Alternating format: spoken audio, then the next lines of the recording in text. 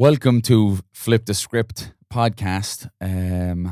This is it's going to be episode 10 of season 2. It's my second guest today that I'm very, very happy to welcome on, Paddy Douglas. You may probably remember his name from some of the earlier podcasts and probably throughout the podcast series, really, when I was talking about that Irish title fight that I had in 2013 and somebody knocked me unconscious rather rudely. Knocked me clean the fuck out in the dying moments of that fight. And this is the man. And I have to say it, Paddy, before we get into it, right? I said to a few people that I was going to get you on the podcast. I was like, actually, do you know who I'm getting on the podcast? Do you know the guy who knocked me out in the Irish title fight? I'm getting him on the podcast. I'm like, the people were like, what? Why the fuck would you get a guy who fucking knocked you unconscious on the podcast? I'm like, because this guy is, well, the thing that we have to explain to people as well about in terms of Thai boxing is there is no malice. There is no, I don't have any bad thoughts towards the person that I'm fighting. All that hype that people hear about in boxing and MMA and all that is to sell tickets and to sell pay-per-views. That's all it is. All these guys generally have respect for each other. No, look, there is sometimes when it spills into real grudges and stuff. But I respected Paddy before we fought. I saw him as the natural person to fight for the Irish title fight because he was the best. And that's what I think me and you probably shared in that, is that we wanted to fight the best. And so I had respect from beforehand. Then we fought. And as I said in the last podcast, there is a certain honesty that you get from a person by getting in there and fighting in hand-to-hand combat, right? And it's a very strange kind of a connection that you can make with somebody if you go into the trenches with them. And so after that, I developed I developed a great admiration for you as a fighter, really, and I always had that. And then from then on, it was like I was always interested to see how you were getting on, whether it was boxing or whether it was outside of boxing, and just seeing the transformation of your life and how we've almost been kind of traveling along similar paths, although we may find ourselves in completely different areas of time. We are on a similar plane of self-discovery, right? And on authenticity. And I think one of the things that strikes me about you, Paddy, is that you are one of the most authentic people that I've talked to, in that there is no pretense, there is no, shuffling around things. You'll say what's on your mind and you really feel it and believe in it. And if there's certain times, let's say if you're talking about something and I can't actually get onto that level, I don't try to make myself understand. I just feed into how you're feeling and talking about it. And that was why I thought, you know what, it would be incredibly interesting after all of this time. Both of us have evolved, moved kind of our lives away from Thai boxing and into other things and into kind of just, I suppose, developing ourselves. I thought it would be great to get you on the show. So, welcome. Connor, thank you very much for that intro. I love that. And two things came to me about when you were saying all that. One, we can always go back to the point in our life when we made that decision that something needs to change. And when was it? And I believe for you, it was that time in the ring when that fight happened between ourselves. That after that, something needed to change with you. Yeah. Because something internally was shifted because of that loss. And the other thing that came to me was how you were saying you were observing me, regardless of what I was doing, whether it was toy boxing or my own life or outside of it, wherever. And then I look at my Jordan Air fighting career, I was observing you and you were observing me and what we were doing. Yeah. Do you know what I'm Absolutely. So in a way, it's sort of shifted. Yeah. To you're observing me, but you're observing me on a level that we both are in the same playing field. Say you're on your life path and you're doing what you're doing on my mind and what I'm doing. Mm-hmm. And it's funny how it's outside of the sport and into something completely different, but on the same level what observing. Yeah, it's not so much comparison. No. Do you know where like I was kind of talking about where can I beat this guy? Mm. Could I beat him in the clinch, or could I beat him by keeping the distance, or all these kind of things, trying to find holes in it. Whereas now I'm looking at you and I'm like, how can I learn from this man? And how can this man learn from me? And how can we exchange what we may have learned? throughout our lives, throughout the last number of years. And how can we, because that's the idea of the podcast, is like, I don't just want to get people on because they're a name or because they have been on a million podcasts before. Yeah. I want to get people on that I'm like, right, okay, I think I've gotten something from this person. Yeah. And I'm not a person that's very easily led, and I'm not a person who sticks to an ideology or clings to something or is an acolyte of somebody, really. Mm-hmm. But I'm a person that real recognizes real, I think, you know what I mean? And I felt like this is worth going onto the podcast. Yeah. So what I'm going to do right now is, because we were talking, because before we met up today, I met you in Portmarnock. First time actually I was at Portmarnock Beach. You could probably tell because I rang you about 9 times to find out where the fuck we were going. But met up with you and we just got chatting, and it was as if I had been meeting you all the time, every single week out there, and it was just straight away, into just this great conversation. And then we stripped off, got into the ocean, and we did some breathing techniques. We're going to get into all of that about, that transformation of your life and discovering those things, which I think is phenomenal. And, doing those breathing techniques with you and feeling like I was being opened up to your world, that was really important to me, where I was like, you're going to have to get up at 5:30, and you are going to have to drive an hour and a half up to Portmarnock, and you are going to have to do these things. But it was incredibly important for me to take the invitation and actually and see it as something real and something that I needed to do before today. So my feet are still defrosting right now. It's like, do you ever have chicken breasts in your freezer and you take them out and they feel a bit soft after an hour on the outside, but they're fucking frozen on the inside? They're my feet, like, you know what I mean? That's the way my feet are right now. But it was well worth it, because it just kind of, I wanted to get into that before we started talking about it. I wanted to feel it, you know what I mean? And thank you for sharing the breathing with me as well. But we were talking then afterwards when we got some food about, childhood, right? And the importance of it. I started the podcast the very same way with my father, and I asked him about his childhood, and he was very much of the kind of, he didn't really have very much to say on it, He felt like he had an idyllic childhood, and I think a lot of us can think back on our childhood with rose-tinted glasses and stuff, but I do feel like there are a lot of nuggets, and you're the perfect man to talk about this, a lot of nuggets of information of ourselves and why we do things and our motivations through, how we've grown up, from the very beginning, all the way up. And like, I suppose my question to you was, what was it like growing up? What was your family life like? Where did you grow up? Grew up in Ballymun, 6 siblings, mother, father, and then there was 6 of us. I'm the second youngest child in the family. For me though, when I look back on all of that, simply because of the journey that I'm on, I get to observe a lot of people's childhood through conversation. And when I look back on mine, I was very protected. I very loved. I came from a mother and father that had the structure that the family needs to be shown love, and that each of us are important, one from the other. So I've had that upbringing, and I'm comparing myself to me other 3 brothers. I have 2 sisters, 3 brothers. But just with my brothers, I would have been the most protected out of them all. And then when it comes to the general family, I think even still I would have been protected. And I don't know how that landed with me. I just feel that. And definitely that transition through my life had its outcomes. And one of the outcomes, I'll talk on both sides, one of the outcomes was having that protection and having that feeling over me kept me in a very comfortable environment all the time throughout life. So I didn't like change. So when I was changing into different classes, or I've had to change, even down to the fact when you're in school, that was a big challenge for me, being in school on that emotional level of change. So getting to know new people, getting to know a new teacher, and even though the days your teacher's not in, you have to go to a different class, and your class gets separated. So there's like 6 is that way, there's 6 is that way.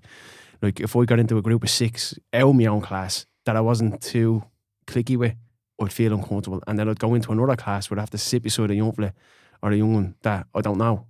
So I'm sitting beside them. So just even those simplest as changes, I was always noticing throughout my life, standing up in class and speaking wouldn't have been the best person to learn reading or writing. Always felt like I needed help.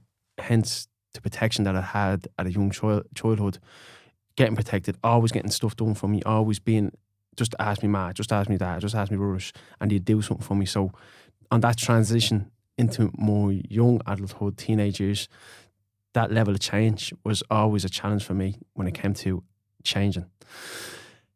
But this is where I had to face the opposite side of that then. And it's only really had to happen probably in the past, since my journey, we can get into it, but like when I say my journey started in 2017, but the real work when I started landing within myself started in 2019. And then to feel the opposite of change, of this is what I'm striving for. I'm constantly striving to evolve now. Mm-hmm. I'm wanting change. And the idea of me being the same person that I am today, next year, doesn't sit well with me. And then to stretch out even further, imagine being the same person you are today in 10 years. Like, imagine being that same person and the same stories and the same repetitive outcomes all the time. That to me, it is my worst nightmare. Mm. So it's funny that my whole young, and this is where it stems from, that whole idea of not wanting change is the opposite now. You're welcoming the change into your life now. On all aspects, even my own belief systems, my opinions, my ideas of how I see things and perceive things. I welcome changing on that, because I know if something was to come in with change and I felt it, I would lean into it. Mm. Where if something was coming in with change and I wasn't feeling that, and I'd have no problem just put that aside. It doesn't need my attention or my energy now. So that change may happen down the line, but right now there's nothing there for that. But I do welcome change in all aspects. But this is how I live now.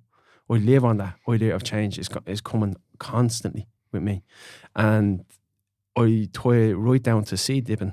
When I'm getting into the sea, I only recently discovered that part of my change through all my life for the remainder of it is going to be starting with the sea. Mm. I thought sea dipping was good for the health. I thought it was for the generic stuff when it came to sea dipping. You feel great.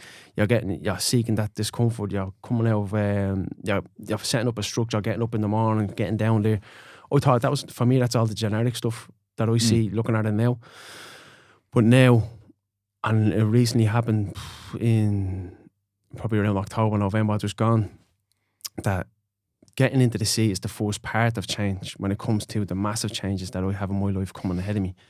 The idea of getting into that sea, I'm reborn again, and that might sound very cliche, whatever, but it's not me. It's the identities, perceptions, egos, everything that I have just before I get into that sea is getting shut off, and now there's a reboot.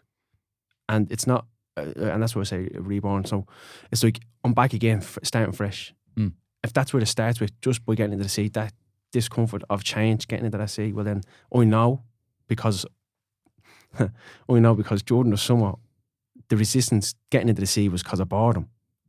Because I wasn't feeling that high, that discomfort, that like challenge. I wasn't feeling that throughout the sea, throughout the summer. And it clicked with me coming into the winter. I was like, wow, I know what was happening. And not feeling that challenge, I wasn't going towards the sea. So I was separating myself away from the sea. And then I realised coming into the early winter of how disorganised I was within myself. And it was like, it wasn't the challenge that was making me organised. It wasn't the challenge that was driving me through all of this. It was simply connecting to the sea on a level that it's changed. It's changed within me, that I'm connecting to the sea. And that starts from just getting into it. Don't mind the feel great, don't mind any of that. It just means getting into it and making that path to the sea, whether that's -1 or 20 degrees.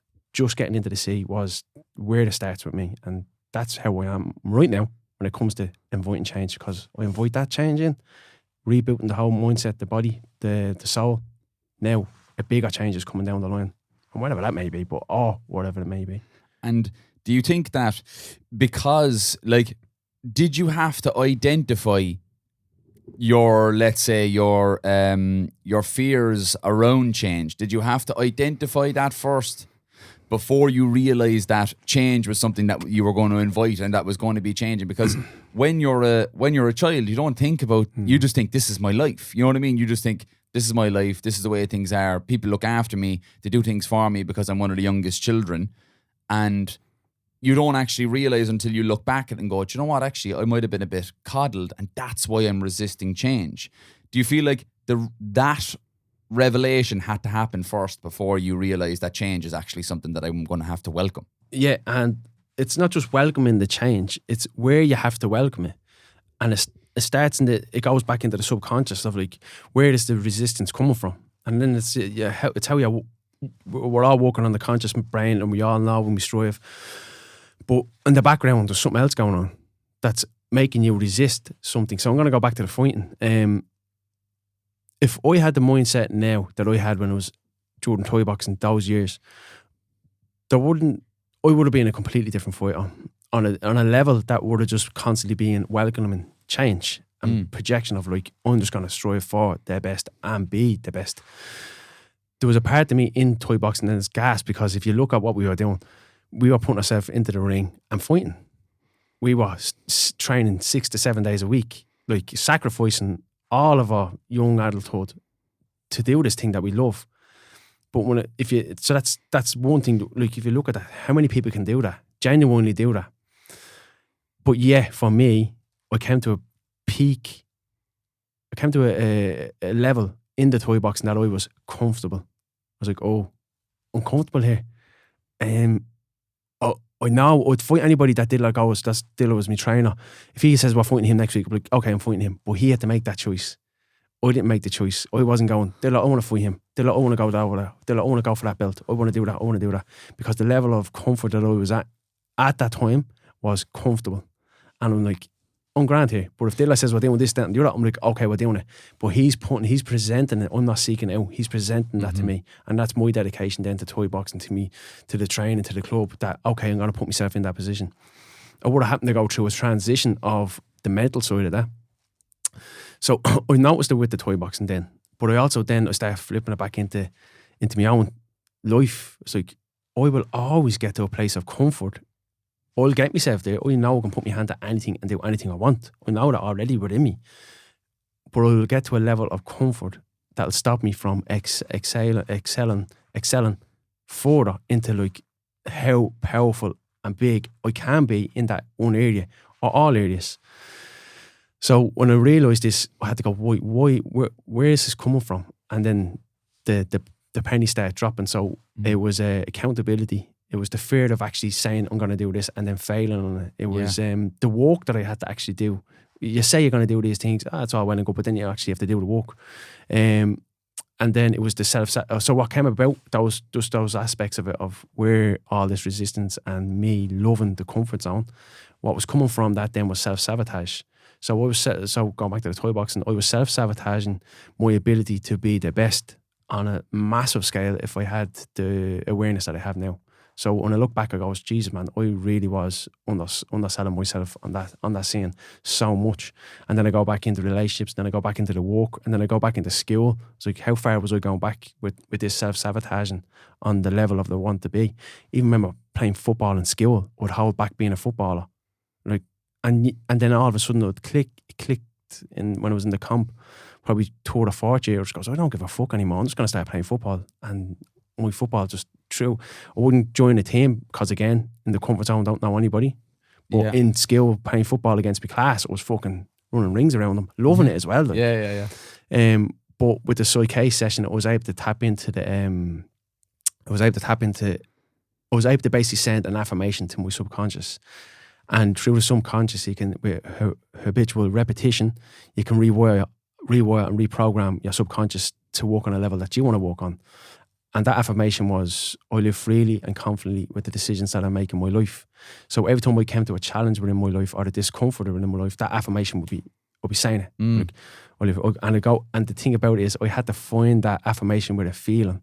Yeah. And the feeling that I could find it with was love. You couldn't read that from a book and then take it and go, oh yeah, that's my affirmation. You had to come to you. Like, you know what I mean? It had to be personal. And it has to be something that is. It can't be, I am going to be. It can't be that. It says, I am. Okay, so I live freely and confidently with the decisions that I make in my life. And that affirmation had to come with a feeling. So then the feeling that I had was love. I was like, where do I feel love? Where's the first place I feel love? And you're not just like looking at a blank wall, you're actually look at light meditation, sitting in your eyes closed, and you're going to a place of love. And I went to the place of love that I have for my son Ruben. So that feeling of love was so easy to go to. It's like, oh, there it is there. That's that feeling. And then it's like, where do you feel it? Oh, I feel it on my heart. What does it look like? A bit of no real shape to it. What colour is it? What texture is it? What sound does it have? What smell does it have? And like all these different aspects of this feeling for this affirmation is all getting built. So now now I can feel the affirmation. I can taste the affirmation. I can see the affirmation, not just say it. So this affirmation got put in, and it's like a domino effect. It was literally like everything started coming towards me in my whole life. I'm self-sabotaging on how I present myself. I self-sabotage on just simply making me bed. I self-sabotage not cleaning my car. Like, it's like these are all comforts that need to be addressed. And when I start addressing them, then that's when the real work starts to happen. And not only that, the affirmation is getting implemented on the smaller scale, not just, oh, I want a new business, and that's where the affirmation is going. It's like, it's literally going, should I clean up the house today? It's like self-sabotage on that. Yeah. So that's when I don't want to clean up the house, but then the discomfort of it, it's like, okay, go to that place. Affirmation kicks in. So that's how much it's implemented in me. Mm-hmm. So your question being, was there a place where you had to find that realization of where it was all coming from? Was from that psyche session, which then has just led me, and that was in the end of 2019, I think it was. Yes, it was. Led me in the past 2.5 years now with that affirmation, which has built onto other affirmations because I apply the same aspect with it. And that's one affirmation. The other affirmation is seek discomfort with love. So your discomfort becomes love. And again, I'll just go back into that place of love. So when I always use it for the sea. When I'm in there, I just say it. And I'm like, I'm in discomfort, but I feel the love for discomfort. And that discomfort becomes love. Yeah. On the back of knowing that I can't be comfortable in that place of discomfort either. It's like, I'll just get in the sea and I'll bother, just lounge back, sitting in it. I'll go really back into myself and say, even this morning, like when we were doing that breath walk in the sea, that was me going back into myself and then thanking me lower self and me higher self. Well, I thank me higher self to myself, and then I thank me. But the idea that this is just because you're comfortable, I do that with brackets, like just because you're comfortable in a discomforting situation doesn't mean that it has to be comfortable, if you know what I mean. Yes. So, and do you know this whole thing about self-sabotage and this kind of this fear of failure, right? Do you think that it came from, like because you were looked after so well? Do you think you weren't allowed to fail at things? I feel like there's certain things, like even my nieces, right? Very, very. It's funny kind of at times looking at it, because we've all been through it because we were kids once, trying to tie their shoelaces. Right, and I'm like, you're gonna, like, I was trying to explain to like the 6-year-old girl, you're gonna fail 100,000 times or whatever before you actually learn how to tie the knot, and then you'll do it once, but you'll have to keep doing it and keep doing it, and you'll get better at it. Like, but it's like if she was robbed of the failure, I think it would be an injustice, right? And like, obviously we have to fail at these certain things, numerous times, but there are ways where we can get in there so closely connected with that thing that we almost make it very hard for them to fail. Yeah. And we don't leave them fail in so many different ways. Yeah. And I think that's I was talking about this with my father on the last podcast as well, this idea of there's an awful lot of fear from parents when it comes to like their children and things like that. And did you think that because of the way that your childhood was, like, like fucking your brothers would be looking after you, your mother and father would be looking after you, do you think that it was kind of a thing of you weren't really allowed to taste failure, and that's why you had an aversion to it? I wouldn't say I wouldn't have been allowed. It's just, I didn't have to taste failure. Yeah. It's like, in that, yeah, I'm coming up to failure, and I put the water lamps on. You know what I mean? The water works up. Ma, I need help here. And my ma like, hey, what's it? What is it? So I didn't have to taste failure because but if I did fail, it'd be completely welcomed. But I remember I was getting told that I had to stay back like a year, and I just fucking lost it. So I have to go back. I have to stay back. I'm gonna my whole and because I lost it that much, my man never held me back. Really? So, yeah. And it wasn't a tempo. It was all emotional, crying, sad, all that. But I didn't even take the challenge of like, if I'm getting told I'm gonna have to hold back, I'm gonna have to fucking get my shit together. Do you know what I mean? Because of the discomfort of trying to get my shit together. I remember that, and this is all the stuff that starts getting brought up from being a childhood. It's like fucking hell, man, such an influence on me. So I didn't have to feel failure. It was welcome, but I just didn't have to feel it because that safety net was there for me.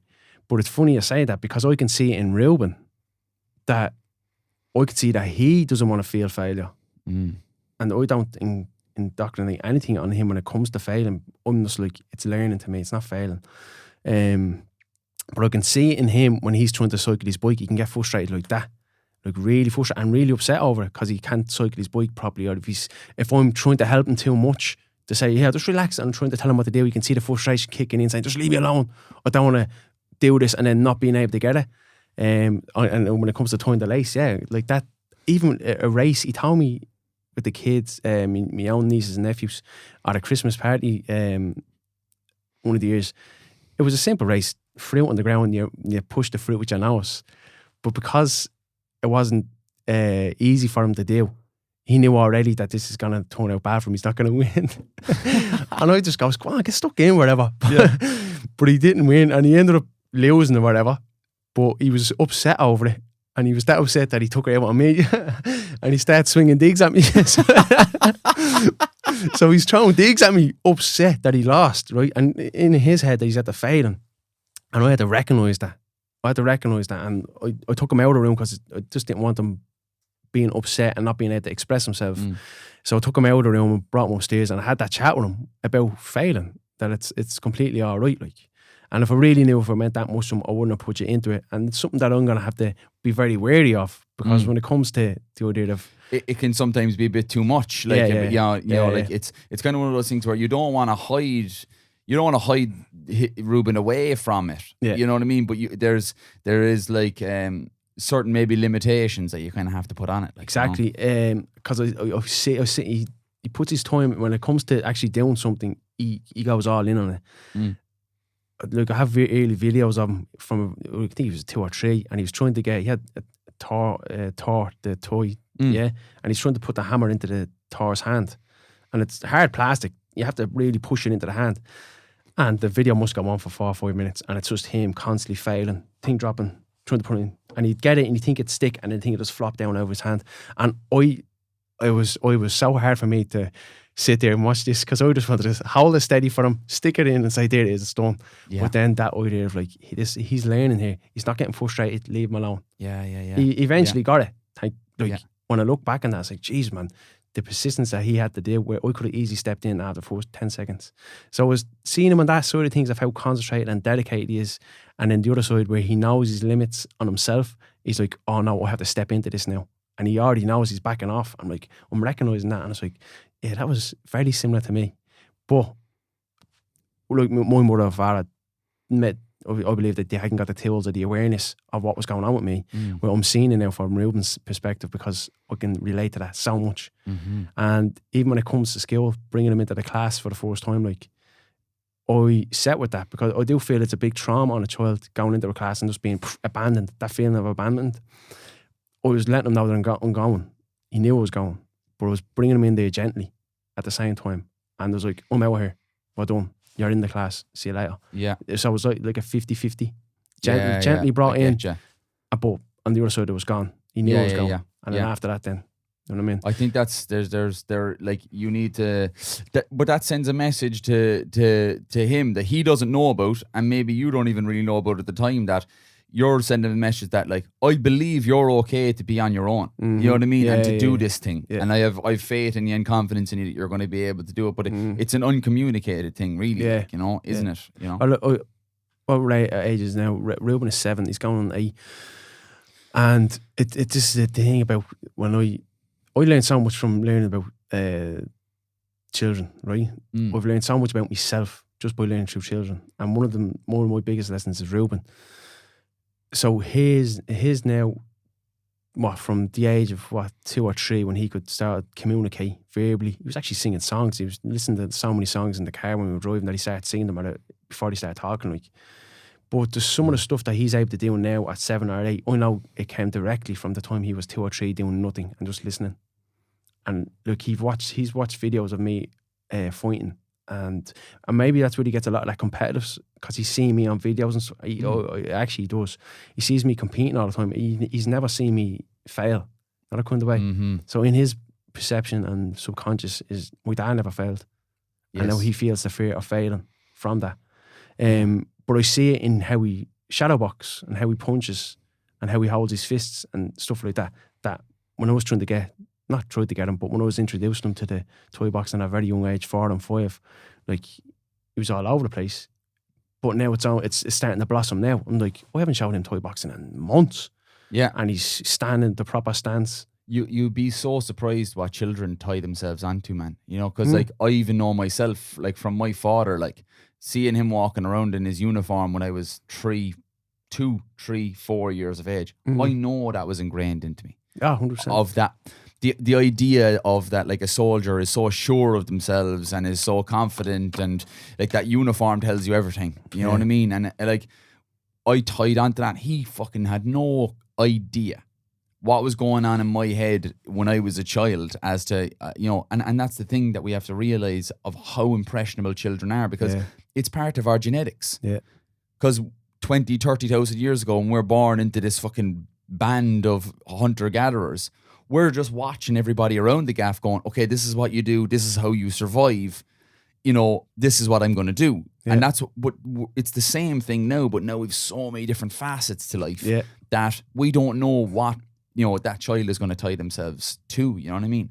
And after, let's say, outside of kind of early childhood, right? For me, I felt like I left my childhood and with absolutely no idea of who I was, right? And I don't think many people do, you know, like, of like what my identity is, you know, in terms of like, I'm not the sporty guy, I'm not smart. Yeah. You know, I wasn't the smart kid in school, or I wasn't the sporty person, or whatever the case. I was a bit of a class clown. So I was like trying to be the funny guy. But I didn't really know where I fit into this everything, right? And when I found Thai boxing at 17, I was like, this, you know, I was like, I was good at it, you know, kind of like earlier than I should have been good at it. You know what I mean? It's probably similar to you when you started. It was like, oh, fuck it, yeah, I'm actually good at this, and I can just put it together. My body wants to move in this way or whatever. And I found that it kind of gave me that direction that I was kind of searching for at that time. And it went to the complete other side of it, where I just attached every single semblance of my identity to the sport, right? And like, that was fucking really dangerous. And that's why it was such a cataclysmic fucking time when we fought, and it ended like that, you know? What was your life like, let's say, before I knew you as Paddy, the guy who I would probably be fighting at some point in time? What was life like for you? Like, did you find that, you know, it gave you any different perspective, or did you feel like it was just yet another thing in your life? Is this before Thai boxing or? Before Thai boxing. What was your life like before that? Yeah. My teenage years would have been very simple. I wouldn't have been going out chasing any women. I wouldn't have been going out drinking or drugging. And I really only started drinking probably late 17, early 18. You were talking about an identity. Look, I had an identity when I was younger. And the identity was, I know what I want to do, and I also know what I don't want to do. And even though everybody was doing that particular thing at the time, I would have been distancing myself from that. Even my best friends, like, they were out drinking or whatever, I could be like, no, I don't want to go. No, I don't. And I was able to stand on my own 2 feet. You can tie that back to a lot of things, family structure and stuff like that. That was that I could stand on my 2 feet now that I had people behind me. Now, I was probably doing all that unconsciously, I was just going off what was coming from me. So I did have an identity at a very young age of what I wanted to do and what I didn't want to do. And again, we're going to tie it back to change. So for me to fit in and go with these people, I would have had to change something that I wasn't. Right. Which would have been, I have to start drinking now, so I'll be around with all them. And I came in time then when the idea, when you're 18, you can drink. And I was like, right, I have this idea now that I can drink. Okay, let's suss this out. So going into, and I'm very grateful for the fact that I did that, because I didn't miss out on anything. I believe I didn't miss out on anything. But getting into the age from 18 to 23, having that idea that I'm drinking, I'm very lucky that when I was drinking, I was just going around with a big happy head me. So I actually loved the whole social, not to get away, but to be in it. I love the whole social structure. Right. And then you add drink on top of someone that doesn't necessarily be fond of change. I was welcoming change in like, I mean, how I felt, how I seen the world, talking to strangers, not a bother, going out meeting new people. So all of this was all new to me, loving it. But that had a sell-by day. And it was around 23 years of age then when I was going out, and it was the monotonous of going out and just being around people and the same stories, and then feeling completely sober when you know you're drunk, but feeling completely sober, and you're looking around the room. I remember one night I was in the back and I was looking at the floorboards, and I was counting the floorboards on the ground, and I was just like, yeah, I don't think I should be here. Yeah. I don't think it's healthy for somebody to be complete, and now consciously, and I was drunk, but consciously counting them and knowing why I was counting them, because I didn't want to be drunk talking to people. I just wanted to be on my own. But unfortunately, I was in a nightclub counting the floorboards on my own and saying to myself, and this is me drunk, saying to myself, I don't want to be here. I want to be at home. I want to be sober. I want to be just chilling out, doing my own thing. And then it was like, I'd still go out though, still avoiding some. And then one morning I woke up and I just said to myself, I'm not happy. And that was the words that I said, actually. So I'm not happy. And small little things that come into light. And again, it's funny how this is, it'll tie into the cold sea dipping. I have to thank my brother Ray for a lot of stuff, because and this, I'll go back to when we were children as well. I wouldn't get out of bed until he got out of bed for school. I'd be like, I'm lying there, Ray's not getting up, I'm not getting up. Really? Yeah. I'm going to take my fucking lead off Ray. I was kind of the same as that now with my brother as well, like, because we shared a room, like, and I'd be like, you're looking to them kind of going, all right, what are we doing here now? What's our next move? Yes. Are we getting up? So when I look at Ray not getting up for school, I was like, taking his time. And you'd often say, you're only getting up because I got up. But then when it came to toy boxing, he was going to toy boxing before me.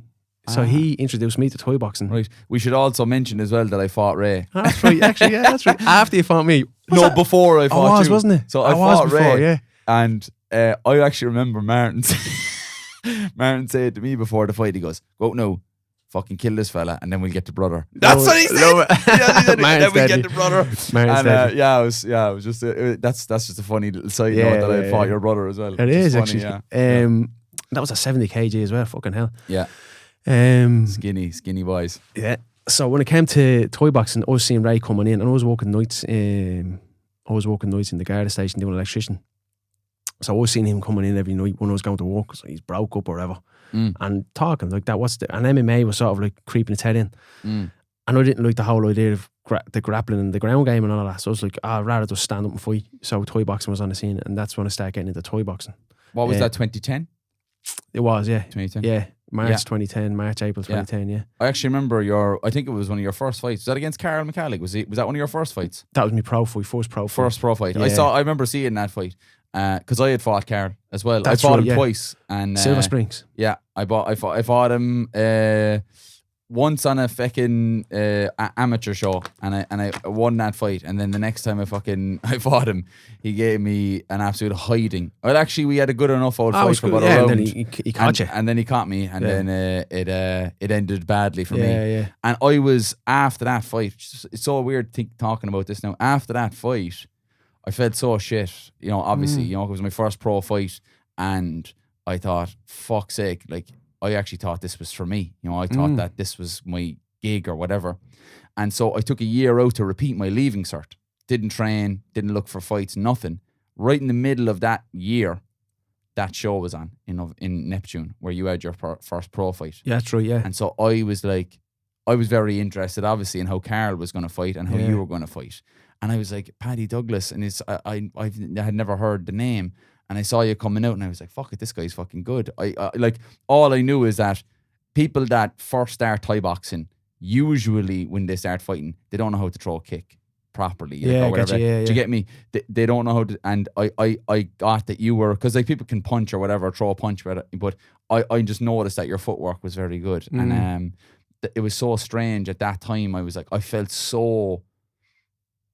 felt so fucking low, because like I had just failed my first leaving cert, really, in my mind. I didn't fail it, but I had failed to get to the point where I wanted to be, so I had to repeat it. Yeah. And after a fucking loss as well, getting fucking stopped in a fight where I thought I had a fucking, that this was my sport. I felt so fucking low, but yet was kind of like, I was still hanging on to this idea of, yeah, I'll be there. I'll be in that fucking ring, and I'll be doing that again, It's just weird how our lives had intersected so many times. Yeah, a lot of times. Observing. Yeah, observing. And I was clocking you then. Yeah, you know what I mean? 100%. It's weird, like, yeah. So just going back to your question about before Thai boxing, what my life was like, it was very simple. It was very simple, and I did feel like I had an identity. And as I said, I had an expiry date, and that happened. And I do, what I'm doing today, I realise why it all expired. I realise why I went through what I went through. I realise why I had that resistance to change and everything. All makes sense now to me today. And I think anybody's life will only make sense when they get to a place of where they're content and knowing that they don't have to know where it's going. They just have to be present and where they are. And that takes time. That takes a lot of work. It takes accountability. It takes sacrifice in different ways. It also takes the idea that you are going to have to stand on your own 2 feet when you do fail, say, or your goal doesn't get hit or achieved because of whatever. Yeah. And it's knowing that. It's just, this is a part of the process. That's where we're at. So when it came to going into the Thai boxing then, at that stage, it just, the reason being is because my brother Ray was coming in and was like, okay, I just want to go and do this. It feels like I want to do it. And like that, as soon as I start doing it, it's like, I'm going to stop going out the weekends now. I'm done with that. Yeah. And then for the next 8 to 10 years, it was just like dedication to that. And that's all I was doing. It was my identity, basically. Yeah, and you moved into that. Like, I think for some reason there was a subconscious thing in me that was searching for something. And maybe, it is always the thing that seems to be one of the most easy accessible things that we go for. So, because what actually happened was Martin went to the secondary school that I went to, right? So he went up to teach TY classes, transition year classes, Thai boxing. No way. And I was like, this is fucking class. And it took me fucking ages to build up the fucking courage to fucking walk up there to the other side of town to fucking go train. Yeah. You know what I mean? But it was weird how it came into my life at a time that I didn't actually realize it at the time. But I was looking for something, man, because like so many different things had fallen to the wayside. I went to that school initially because I was playing rugby, and it was a rugby playing school, and I wanted to play rugby. Quickly found out that I wasn't as good as I thought I was. Do you know what I mean? And I was a fucking small fish in a big pond. And I was instead of, again, like you were saying, instead of facing that discomfort and going, right, I'm actually just going to fucking try and strive to be better, the instant thought for me was, no, we have to find something different. You're going to have to put an awful lot of effort, an awful lot of work to get up to these level of these lads. Why not just try and find something different? Because that'll be easier. You know what I mean? And it's that aversion to fucking struggle that, again, it did go through my life as well. Because I was definitely, in a lot of ways, coddled by my mother, helicopter type parenting, and also very strict parenting by my father then as well, who was, authoritarian soldier. Best buddies now, best of friends now. Yeah. But as we were kids, he really saw himself as, I'm your father, and my duty is to raise you, make sure you're safe, make sure you're a good person, make sure you're a good person to the people around you and to yourself. And that at times will mean, with restrictions on it. Yeah, exactly. That at times will mean that I'm going to have to get in your face and I'm going to have to fucking tell you what's what. And so when I was faced with that fucking, that thing of, you're going to actually have to fucking pull your fucking socks up and get fit and, and get into the gym and look after your diet. I had a terrible diet at the time. I gained an awful lot of weight in my early teen years. And instead of fucking going, right, do you know what? Let's face this challenge now. Let's get back on the team. Let's get back on the team. Let's get to where we want to be. I goes, no, we find something different. And I Yeah. found Thai boxing, right? And so I was searching for something. You know what I mean? And I didn't even realize it. And maybe it was just with yourself. I actually, do you know, the going out in the nightlife scene, that came after Thai boxing for me. You know what I mean? So it's strange how a lot of things intersect, like, you know. I laugh out that I was saying there, I don't like change and anything that challenges are striving towards something. But yeah, I went nowhere, just put myself straight into the deep end with Thai boxing. But I do feel like that only happened because of where I was at my life. The idea of putting myself into Thai boxing and dedicate myself to that, especially all the changes that come with it and the sacrifices and everything. I do believe that only was I was able to slip into that because of the place where I was at, and I wasn't happy at all. And the only thing I knew was going out and socialising and drinking. That's the only thing I knew. When inside I was saying to myself, I can do anything I want, but I'm just so afraid to do it. I don't want to go out there and do it. So I'm just going to slap myself in here, be the best person to have out on a drink, have a great nights, have organised great parties and stuff like that. But something inside was saying, yeah, this is going to end, without me knowing. And then bang, it came on me. And then when I seen a change in my brother, what he was doing, and the safety that my brother's doing, and it's not just, and he's not forcing it on me either. He's just coming in, he's talking about how good he feels, he's losing weight and blah, blah. I was like, ah, fuck, I'll try it. Because inside me I was saying, I can do that. Yeah. And I was like, right, if I can do it, if I have that feeling of doing it, I'm going to do it. And then everything just started happening after that. But it's funny, that change didn't happen until the comfort zone that I was in was actually shit. Yeah. It had to expire first, and then it kind of realized it. But like, again as well, right, when we look at the way that you entered Thai boxing, you had that anchor as well of your brother. Do you know what I mean? So like, it wasn't like, do you know, like, fuck it, what can I try? And we'll just go off and do something that's off the wall. It was my brother, who's next in age to you, I think, is he next in age to you, is doing it. I'll go with him. Yeah. And you always have that, you're hitting pads over and you just look over and it rays over in the corner, right? Yeah. So I feel like I always had, when I did Thai boxing, for, you know, I already had the introduction, a soft introduction when it was brought to my school. I kind of knew bits and pieces about what it was going to entail before I went up, right? Yeah. Even though it seemed like a fucking alien planet to me to go into that setting, like, you know, because, like, you know, I'd been brought up, like, we weren't a wealthy family by any means, but we were a family that my parents didn't really, you know, they were good with money. They didn't fucking, you know, they didn't really drink. They were, you know, they were just all about, basically, my mother now talks about these things because she's a psychotherapist. She's in her final year of training as a psychotherapist. She talks about the reasons why that was the way it was, because that was the opposite of her life growing up. Yeah. So all she wanted was financial security and this idea that, I've got everything under control here. You know what I mean? Yeah. And we were brought up then in that light. So then, but whenever we didn't conform to the script that she was writing for herself, that was frustrating for her then, and it was kind of frustrating for us too, because we didn't know where the fuck we stood half the time. You know what I mean? But I was brought up in that area where everything's fine here. We're all happy families, and you know we've never had to worry about the rent being, you know, blah blah, the mortgage being paid or whatever. And I went to a fee-paying school in town, and then going up to the other side of it, then on the north side of the city, where it's like, you know, I'm going into this fucking gym where, like, I'm just completely different to everybody else that's in there. You know what I mean? But it was like, I feel like a lot of the lessons that I had learned from Thai boxing, I didn't even realize until I got out of it. Yeah. You know, I had actually realized that by putting myself into that situation and putting myself into that discomfort, I actually learned an awful lot about it. Now, one thing I noticed about you, Paddy, and Ray as well, both of you, is you trained really hard, right?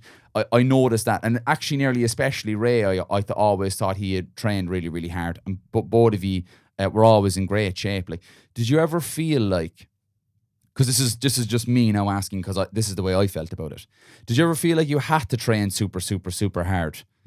Because maybe you didn't match up skills wise, or maybe you just felt like, I'll have to be super fit if I'm gonna win the fight, or if I'm gonna win this or whatever. Or did you feel like, I'm really, really good, but I need to be fit to show as good as I am? A bit of both. I never really thought of the other person. when it came to me training, because I'm all about feeling when it comes to that training. So you can have a day off, and how I feel by saying, you know what, I'm just going to take it easy today. How I feel after not going training is 10 times worse than actually going training and doing the fucking work. So I'm throwing my toys out of the pram. I'm fucking pissed off. Got in from work late. Hadn't had my dinner before I went training. Me shorts hadn't ironed. All the excuses are being used because I'm just not in the humour of going training. But then I'd say, look, these are all my reasons. Feet up. I'm going to watch the telly. I'm taking today off, and then I'm going to go back stronger. And while I'm sitting there, all I mean is they may as well have a fucking screwdriver going into me ear, because that's all I can hear is, you are going to lose.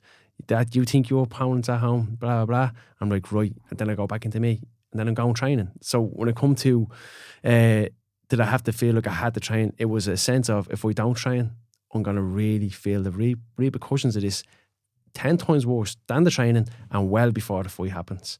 So I was like, I don't want to feel like that. So that was my drive to go training and hard all the time. And the days that I was physically unable for it, I just burn myself out in that day. I'll just go, right, I'm bollocks. I'm going to get the head slapped on me in training. I'm not going to be able to hit the pads harder, but I'm just going to do it anyway and see what I get. And then that's it. That's the training session for today. The other side then, when it came to, that basically I was the Ferrari, and I had a little Fiesta engine in it to start of a fight camp. Come the end of the fight camp, I want that Ferrari engine in there. Yeah. Because I want to show how good I am, but I need the engine behind it. And that came with how hard my training was as well. Right. So there's a lot of aspects in it. Never really cared about the other person. I just knew how I feel on the day of training. So self-belief, cornerstone of the mental game for you. Like in terms of the, like, because this is the thing where we talk about, a fight being won or lost before the fight even ever happens in the mental side of things. I really do think, being 100% honest with you, I had lost the fight with you before we stepped in the ring, right?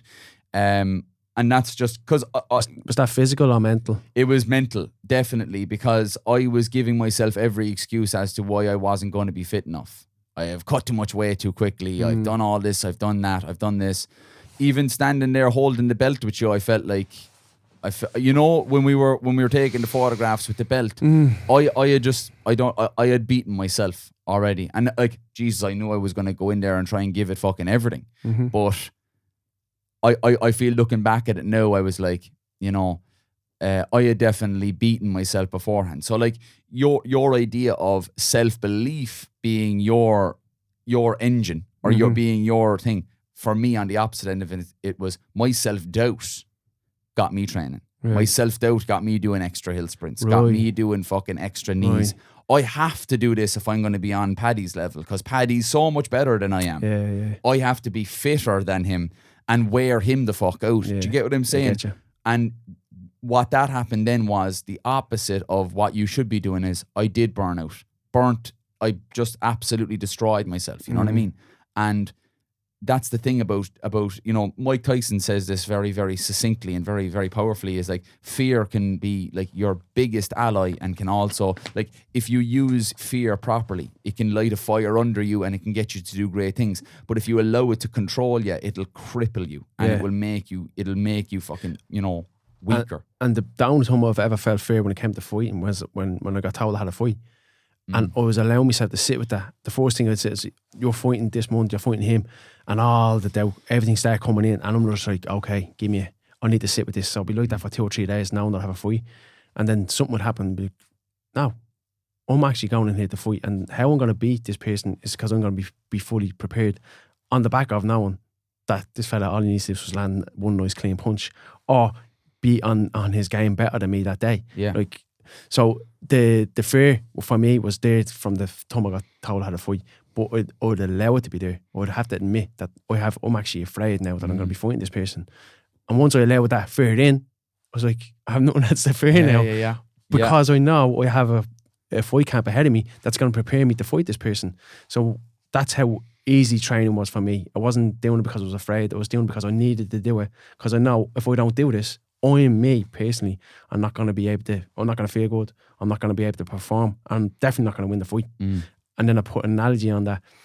1%, they say it's 99% mental, 1% physical. I do the other way around. It's like, to have that 1% mental, you have to have 99% physical. You have to get your body in. The way I look at it is like, the very first day is it's loading. Yeah, so it's loading at 100%. Yeah. The 1% is just a fight. Everything before that fight is the 99%. So it's day one is like loading 1%. And then you have an 6 to 8 week fight camp. And throughout the fight camp, you sort of reassess yourself. Where am I at now? How far am I loaded? I'm on 37% loaded. And then further to the fight, 56% loaded. Closer to the fight, 95% loaded. The night of the fight, you're 99% loaded. Yeah. You're nearly there. Yeah. And then when you step into that ring, 100%. And that 100% still doesn't mean you're not going to win. It just means that you're at 100% now. You're now in the fight. It's loaded. And I suppose at that stage, it doesn't matter whether you win or not. As long as you feel like you're after getting yourself to the 100%, you can live with whatever the result is. Imagine walking around now that you're only at 56% and you're walking into the ring. Horse. This is my life as a fighter. Like, honestly, like, because what you're saying there about, I get told I'm fighting. You got told you're fighting, and you let the fear in, and you leave it into your body. I was like, get the fuck out of here. I can't be feeling this. And that was intuition for me. That wasn't something that I heard or learned about. I was like, I had to be honest and say, because I talked about, it was before I started talking out about how I feel. I actually did a post. Does anybody know what that first feeling is when they get told they fight? What is that feeling? And then by me asking that question, you actually put it back to myself. I was like, that's fair. Yeah. And then once I was like, oh, that's fair. All right. I see it's mad. I don't feel fair when I'm in the ring though. So what's that about? Yeah.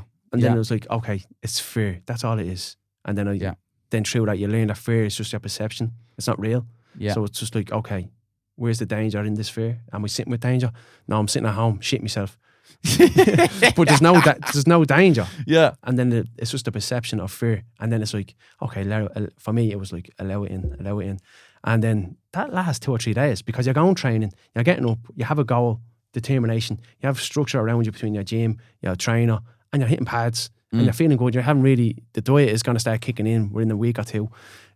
You're able to go training now that you have a fight, and you don't have to think about, well, for me, I didn't have to think about the fight because I thought about that for 2 or 3 days, and now I'm just in the training, and like that, the analogy of the 99% came about, where that whole 99% is about getting to the ring, and when you're in the ring, it's 100%. Yeah, won or loss, you know what I mean? Yeah.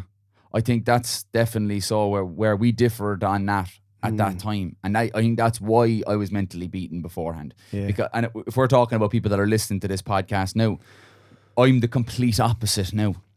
I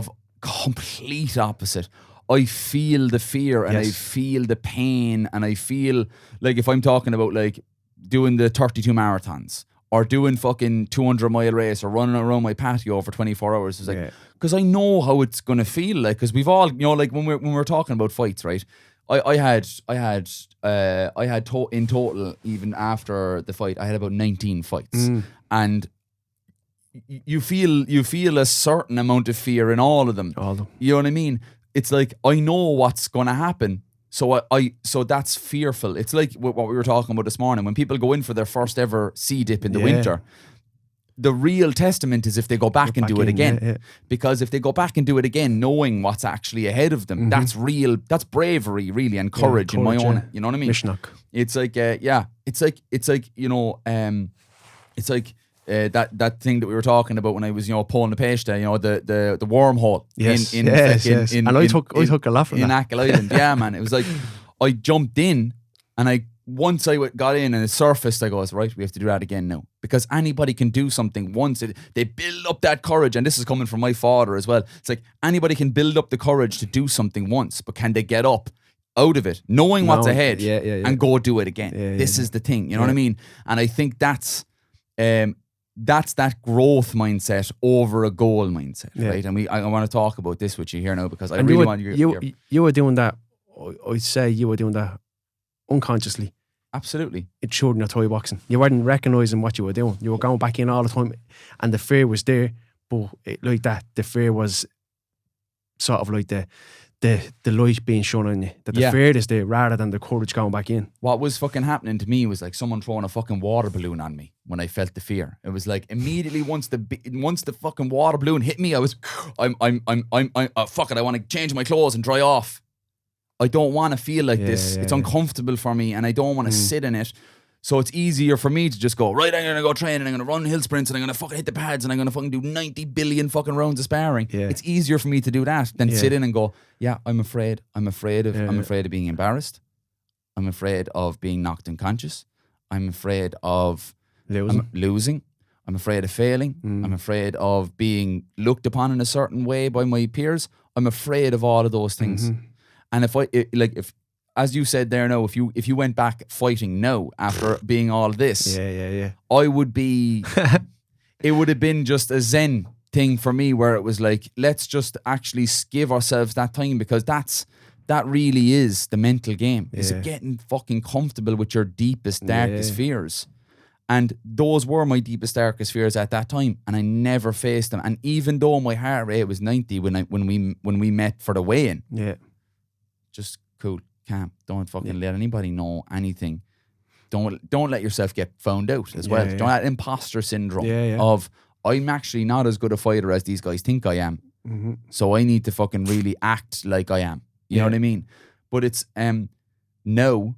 What I really kind of if putting it into a kind of a more of a digestible way of thinking of it, I had a goal mindset in Thai boxing. Win this fight. That's my goal. And then like my bigger goal is to win an Irish title, right? So when I'm goal orientated, I'm not focusing on me. I'm focusing on this external goal. And I can only get to there. I can only get to the Irish title. I can't get any, like from the goals point of view, that's the goal. That's as big as we can go. Yeah, that's as far as we can take it. That's my goal of an Irish title. That's where I go. But if we have the growth mindset, right, where we're just like welcoming the fear, that aspect of welcoming the fear, welcoming change, like you were saying, welcoming all these fucking uncomfortable things that we don't like about ourselves. I don't like being afraid, and I don't like feeling fear, and you know how it feels when you get that burst. It's like heat, and it's the fight or flight mechanism being launched. And you're just like, I don't like feeling that. Now it's like, right, I can grow from this if I come to understand it. Yeah. I don't try and fucking shoo it out the door. You know what I mean? Yeah. And so when like you discovered that very early in your Thai boxing career, like as you travel through your Thai boxing career, like, because the man I see in front of me now is not the man I saw in front of me in 2013, right? By any means. And I know you'll enjoy that because you want to change and morph. Yeah. And I can guarantee if I sit down with you in a couple of weeks' time, there'll be another thing where, and I'll notice that.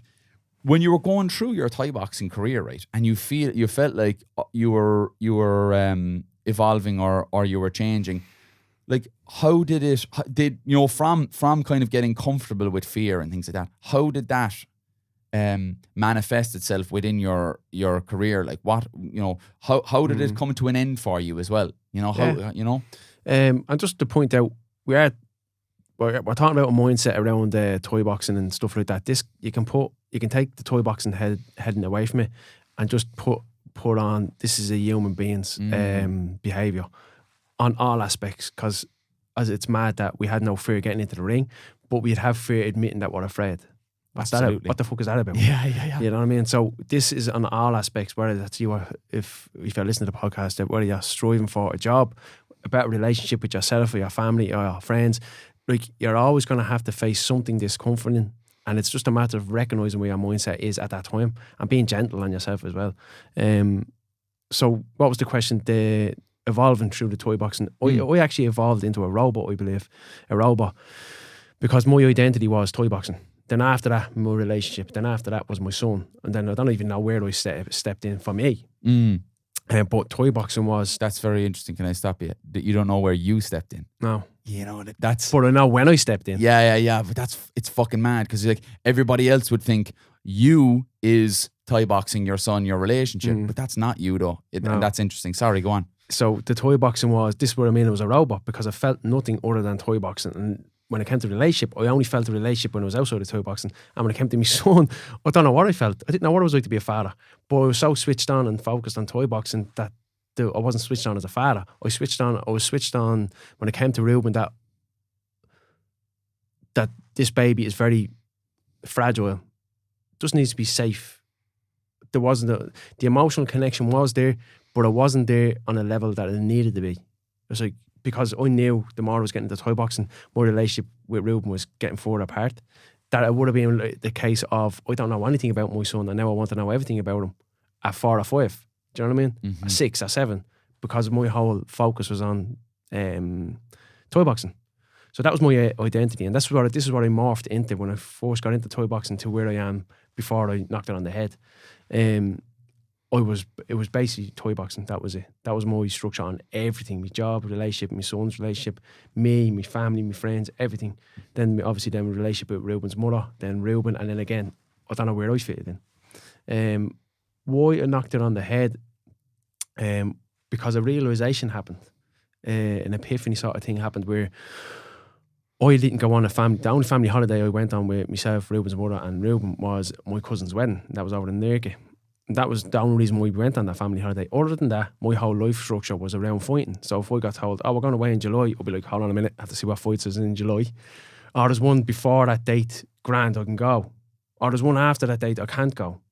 So if there's one, if there's one before the fight date, I couldn't go. If there was one after the fight date, I could go. So that was like, so all the family holidays were either dictated by the dictated, either cancelled or I just didn't go. To be gone without. So that was that, and then there was other, just like life in general. But when I realised that my son, it was sort of like skip the relationship, go straight to the son. When I realised my son's relationship was actually being neglected between me and him as a father and son, man, boy, that whole relationship was just like being neglected. And when they were on, like Ruben and his mother was on holiday at the time, and I'm sitting at home, and I just I was in 2007, it was mad, that whole year. 2007 was like each little strip of the wall that I had up as an identity was just falling. Boom, boom, boom. One thing after the next was falling. And that was one of the things that fell, was more how I look at toy boxing now. Because all of a sudden it's not number one anymore. It's like it's shifted out of that place, and now something's going to start coming in. And it was the questioning that was coming in. It wasn't Ruben, it wasn't the relationship I was in, it wasn't me. It was just question. I was questioning what I'm doing here. What am I actually doing in life right now? These questions started to slot in. And I asked that question, simple was, right, Ruben's 3. How long am I going to be doing toy boxing before I decide not to do it? How long, like, it could be another 5 years doing it, it could be 10 years doing it. How long am I going to do this before I decide I'm not doing it? And I goes, what age will Ruben be? He'd be whatever. I said, what relationship will I have? I said, I won't have a relationship. I'm Ruben's father, that's it. Will I really know anything about him? Would I get to know his personality? So all these questions, of the whole fighting career I had, I never asked one question like that ever. And then all of a sudden, I have that feeling now and that question. And then I was thinking, all it takes is one bad day in training, one bad fight, one bad mindset for me to say I'm done with the toy boxing. That's all it takes. So before I got to that point, because I knew it was there, it's like, toy boxing's going great. I'm able to train, I'm able to get no injuries, no nothing. I'll go into a fight. My opponent is better than me. He's more skillful, more flowing, hits me hard, hits me heavy. I'm like, straight away the questions start coming into the brain then. It's like, should I be doing this? I could be at home with Ruben. I could be doing something else. And like, that's happening during the fight. Yeah. This, before I even gave that a chance, I was having these emotions and thoughts and feelings. I've never had that before, ever. So I was like, I had to actually sit down with myself. I goes, I'll tell you what, I'll take a break away from toy boxing and see how long I'll take a break before I want to go back. Yeah. And it was during that break that, so toy boxing got put aside. It was during that break, then the relationship had to get put first, then in Ruben. And then I asked the questions of where am I in that? So I brought myself into the equation. And again, 2017, one of the walls that fell was the relationship between me and Ruben's mother. So that was gone. So, and then not only that, where I lived as a family, that was gone. How I questioned my job that I was in at the time was like, I don't want to be here. Not that I was unhappy. I was looking for change, funny enough. But I also think I was looking to run away. You know what I mean? Distract myself from what I was actually really going through. So then when it comes to me, as all the walls started falling down in 2007, I was afraid to even ask myself then, what do I like, or where do I fit into this? So I was just going to the external stuff, women, nightclubbing, drinking. Thank God I didn't do drugs. I actually don't do drugs. And that is a divine intervention as well, because if I did do drugs, I'd probably be a recovering drug addict now, or I'd be strung out on drugs when I do that. Because I know. I've the same mindset. I think that's the reason why I stayed away from them as well, was that like I know if I open this door, I'll have a fucking problem closing it. Like, yeah, 100%. You know? And I realised that later in life, whereas before I was very naive. So throughout 2007, I could just say I was basically lost. 2017. I was basically lost through all of that, because all the walls of my whole identity, who I was falling down. And then 2018, I was sort of, I was floating through life. But during this floating through, I was starting to calm down and relax, but only on a very fragile level. It just takes someone saying, you're going out on Friday and I won't be home till Monday. We one of them ones. So it's just like, it settled, not because I was going through a dark patch because of the relationship, or I was accepting a lot of things that I had to go through first. That's when I was lost. I accepted them. Floating around 2018, in 2019 then, I had an experience that I thought I would have had when all these walls started falling down, and that was the loss of my family between me, Ruben, and Ruben's mother. I never experienced that loss until I had Ruben for 2 weeks, because Ruben's mother went away, and I had Ruben for 2 weeks, and I started to see, it was a week, I started to see things that I've never seen Ruben do before, like have breakfast, getting up in the morning in his pajamas, going to bed, putting him to bed, talking to him at night. Like, I got to put him to bed when I wasn't living there. I was out to put him to bed. I'd come over at 6 and I'd come over at 8 maybe, and put him to bed at 9 or whatever. So those little hours, just putting him to bed, were like crucial for me, just to hang on to something throughout the darkest time I was going through.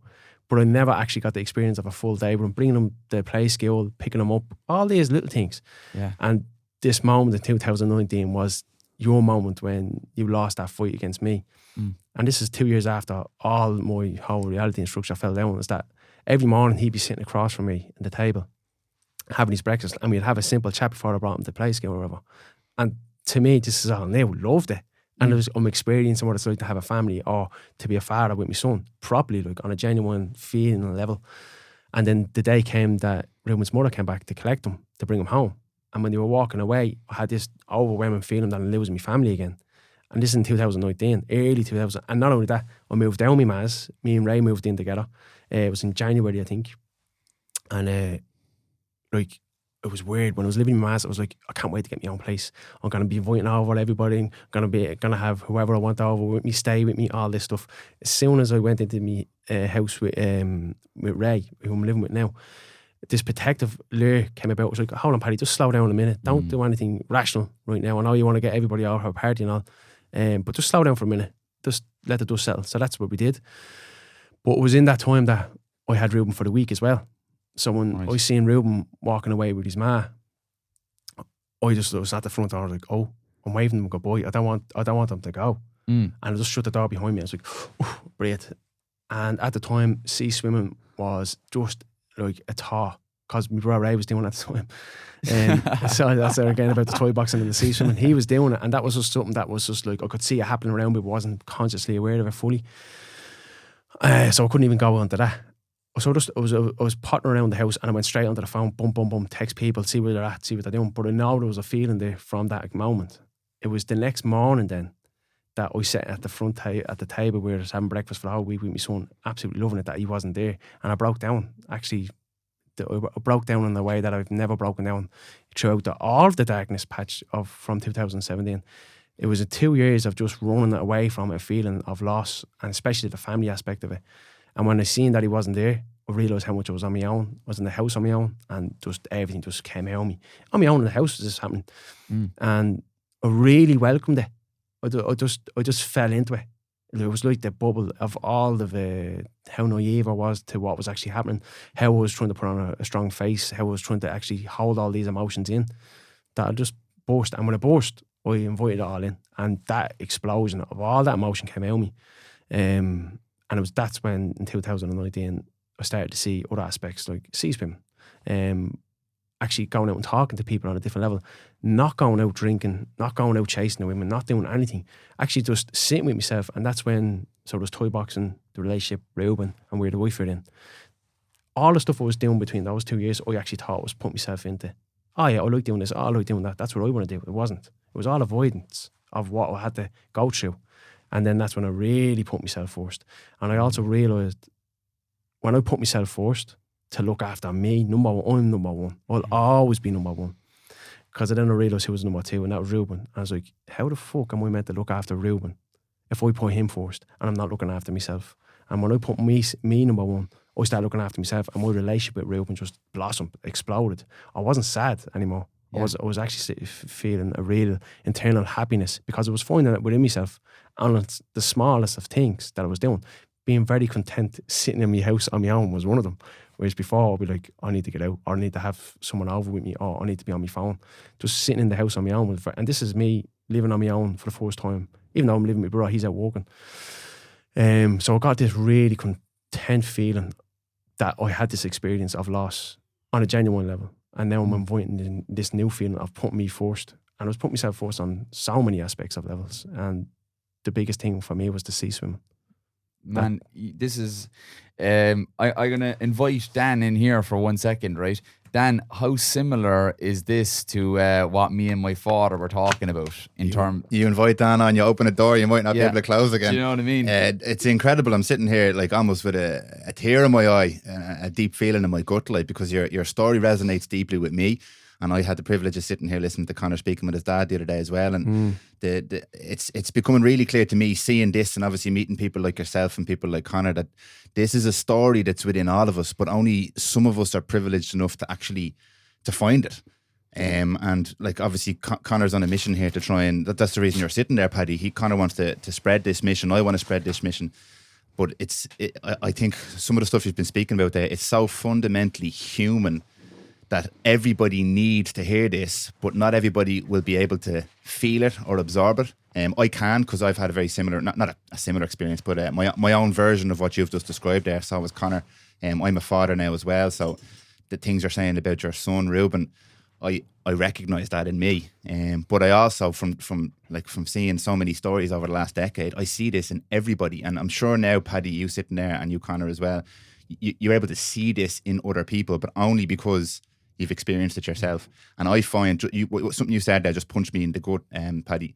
I'm a much better father to my children now, and partner to my fiancée, and friend to my friends, because I was forced to take care of myself over the last few years. And the better I become, the better everything seems to become. So it's beautiful to hear you say that, and I can really connect with that. I can really resonate with that. The connection between you, Paddy, my father, Dan, me, is all of this. We were like, all of these distractions that we put in our way, right?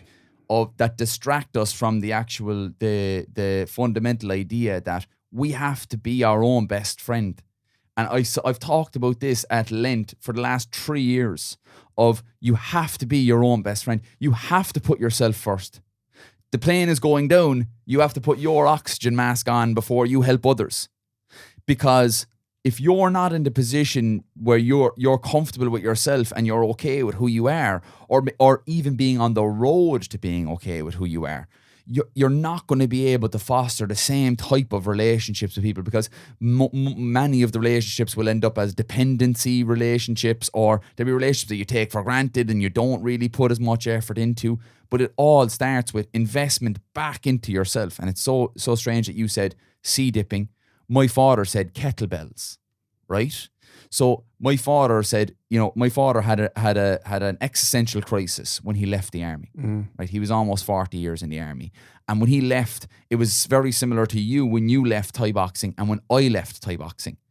We were, every single part of my life was shaped by Thai boxing too, just like you. And every single part of his life was Greg the soldier.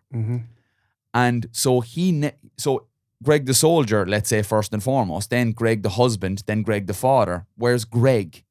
Where's Greg in all of it? Or anybody that's listening now, all the things you do in your life, these external things that we do, let's say you you like to go to spinning classes, you like to go cycling, you like to play guitar, you like to whatever it is. That might not actually necessarily be you. It might just be something that you do. Where are you in your list of priorities? You know what I mean?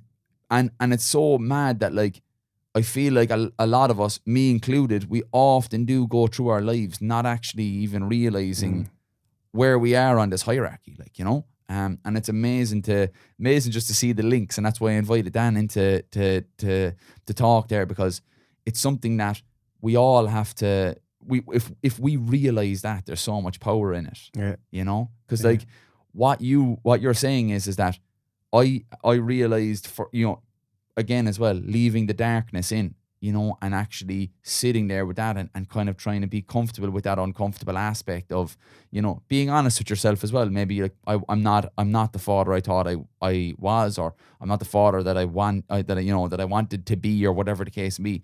But stripping all that back and kind of going, right, okay, if I'm going to fix this, I actually have to fix me. Yeah. I have to take me under my own wing. And when you got into that, when you got into sea dipping, right, I feel like it was very similar to my journey through running. Running was just running to me. It didn't really manifest into what it actually meant to me for a long time. What it actually meant to me was, it was just a corollary of how I was feeling. It was just a byproduct of, I'm starting to feel good about myself and comfortable about myself. Now I'm comfortable enough to run for 10 hours on my own. And that's you know, when you're talking about the sea dipping, like from that point, that very, very poignant point when you're sitting down at the kitchen table and you have this kind of moment where you let it all out, how did it move from there into like the person that I know now as you? So we have to imagine through all of that, when I see my brother coming in, Ray, again, seeing him coming in, telling me to get out. First it was Tell him toy get out of bed. First it was getting me out of bed, then it was getting me down the toy box, and now it's getting me down to say. That's why I owe a lot to Ray. Shout out to Ray. So me sitting there after that episode that I had with myself, I was still lost, like, do you know what kind of way? And I still needed something. But again, if someone's coming into you every day, walking by, saying it was bleeding this, it was deadly, it was that, smiling, freezing, and I'm watching the telly saying, no, I want to sit down, I better even walk all day. Again, avoidance. And then one day, you get Ray just seeing it in my face, Paddy, just get into the sea, will you? And we'll go from there. Like, you need it. All the way down. And I said yeah, frustratingly, I said yeah. I wasn't like, oh yeah, come on, I do need it, don't I? I was like, fuck you, go on, all right, come on. So all the way down, angry. And I laugh at this point, because this was the point that literally changed everything, because I haven't stopped getting into the sea since. So that day of just angry getting into it, it was getting closer and closer. The water was, as I was walking into it, was questioning why I was getting in there, it was questioning the world, it was questioning me, it was questioning everything, and it was cursing and pointing the finger at everything going on at that time. And the sea's coming up to my waist, and there was Ray, there was Limo, and Richie was there as well. And they were all loving the sea, they were already dipped in and all, and I'm like, little baby steps, holding everything in, tense. And at the time, funny enough, Mel Robinson, and I thought I was doing a lot of internal work. When I look back, all it was a sporadic amount of different things coming in at different times, and none of them was landing with me. And at the time I was reading Mel Robinson's book 5, 4, 3, 2, 1, or listening to it on Audible actually, 5, 4, 3, 2, 1, and that analogy is, when you want to make a decision, just do it within 5 seconds. Count from 5 backwards. But this wasn't landing with me until Limo goes, Mom, Pat, Mel Robinson, 5, 4, 3. And when he said that, I was like, right, that's my time now, because that's what I've been saying. Mel Robinson, do this 5, 4, 3, 2, 1 aspect, But I haven't ever put it to use. Which actually, I was going through my head when I started reading that book. I was like, I'm going to use that next time I'm out on a girl that I like. If I see her across the road, I'm just going to go 5, 4, 3, 2, 1. and my sharp line would have been, here, I'm reading this book called Mel Robinson, right? This is why I'm over here. I did this 5, 4, 3, 2, 1, and whatever what the outcome is, it is, because that's what the book says. I don't know if there's a bigger turn off than letting people know that you're reading self-help books. I know, yeah. Fucking 6 points in you. God. So he said that to me, and it landed with me. It was like for the first time, I actually feel that whole concept. Mm. So I counted 5, 4, 3, 2, 1, and after that bump, I went under. But remember, I'm going in here angry. I pop back up, and when I pop back up, the whole like hitting the cold, trying to catch your breath. But next, from being angry, I noticed how everybody was happy and smiling and joking and relaxed, and then I started feeling that. But then I noticed that the sun right beside me, when I was getting in, the sun was setting, and when I popped back up out of sea, I actually noticed that the sun was setting beside me, whereas before I was like literally looking at me and I didn't notice that at all. And I noticed I could hear the seagulls and all. I realised how calm the water was, because like loads of shit started landing with me. I was like, what's going on here? This is a different whole experience altogether. But then I went back to me, I was like, I actually feel happy here. This is fucking gas, isn't it? And I started breaking my bollocks out, and then the whole screaming and all that shit, like started doing all that bollocks. And I loved all that. And that was my transition from, fucking see, to like the next day I had me get bags packed, waiting for Ray to come in from work. It's like, we're going down. And then from there, that was in January, early January. From there, then the transition throughout 2009 was, I call it finding myself, of finding something that I could relate to and land with. And I look back at it now, because I only really start connecting all the dots. The more you go into this, the more you realise where you were at the time. Don't really fully know where you were until you evolve from that space. And what it was at that time was trying to find something that was landing with me. Even though I felt good and happy, I was still on a very loose end path that I could go either way, because I wasn't fully landed. Look, the book wasn't fully landed with me. These paths that I'm on now may not fully land with me, and I could get dragged off left, I could get dragged off right. And when I look back, what I was doing was basically trying to find myself and try and find that inner happiness that I was finding in the sea through other external forces. But also with every external force thing that I was doing, not go out on the gargle seeking to find something out of that.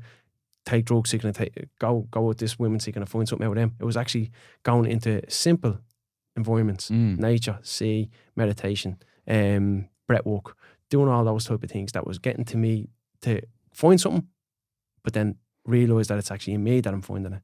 And that's what was happening throughout 2009 then. Do you know what I kind of sensed, or what way I can kind of view that was, when you're, like, let's say before your C-dip and Ray going out and Ray telling you to go in and all that kind of stuff, what you were in there was a place of judgment. You were judging everything. You're judging Ray for asking you, I'm after fucking coming in from work here now, and you're asking me to get into it and freeze my bollocks off inside a thing. So you're judging. You're also on the way there judging it. You're on the beach judging how cold it's going to be, and judging the lads that are already in the water. Why are they fucking loving this shit, right? And like you got to the waistline, you know what I mean?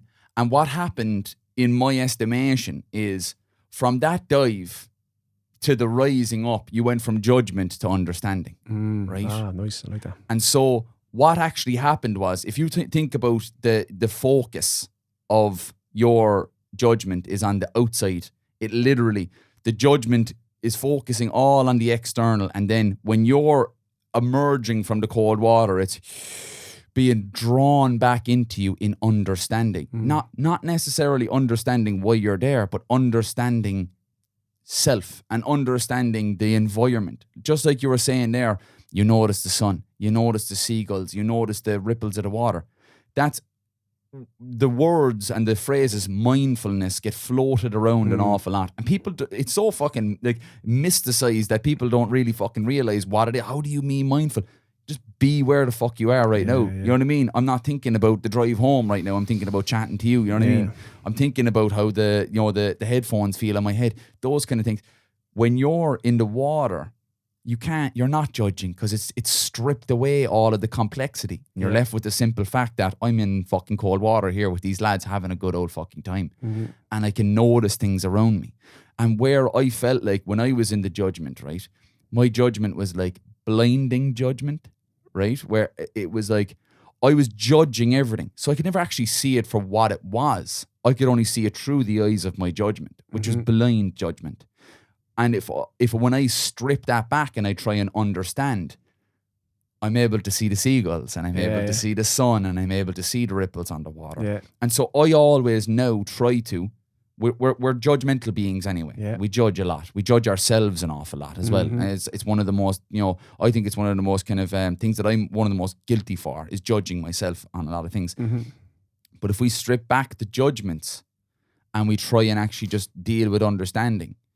Like that's what I think that you were starting to do right there. Yeah, 100%. You know what I mean? And you've been on that journey ever since, you know? Yeah. And you know, from there, like you kind of what I felt when I was doing running, I started doing 5 a.m. runs with people, getting people together at 5 o'clock in the morning, getting them out of bed, getting them to set their alarm for fucking 4 o'clock, right?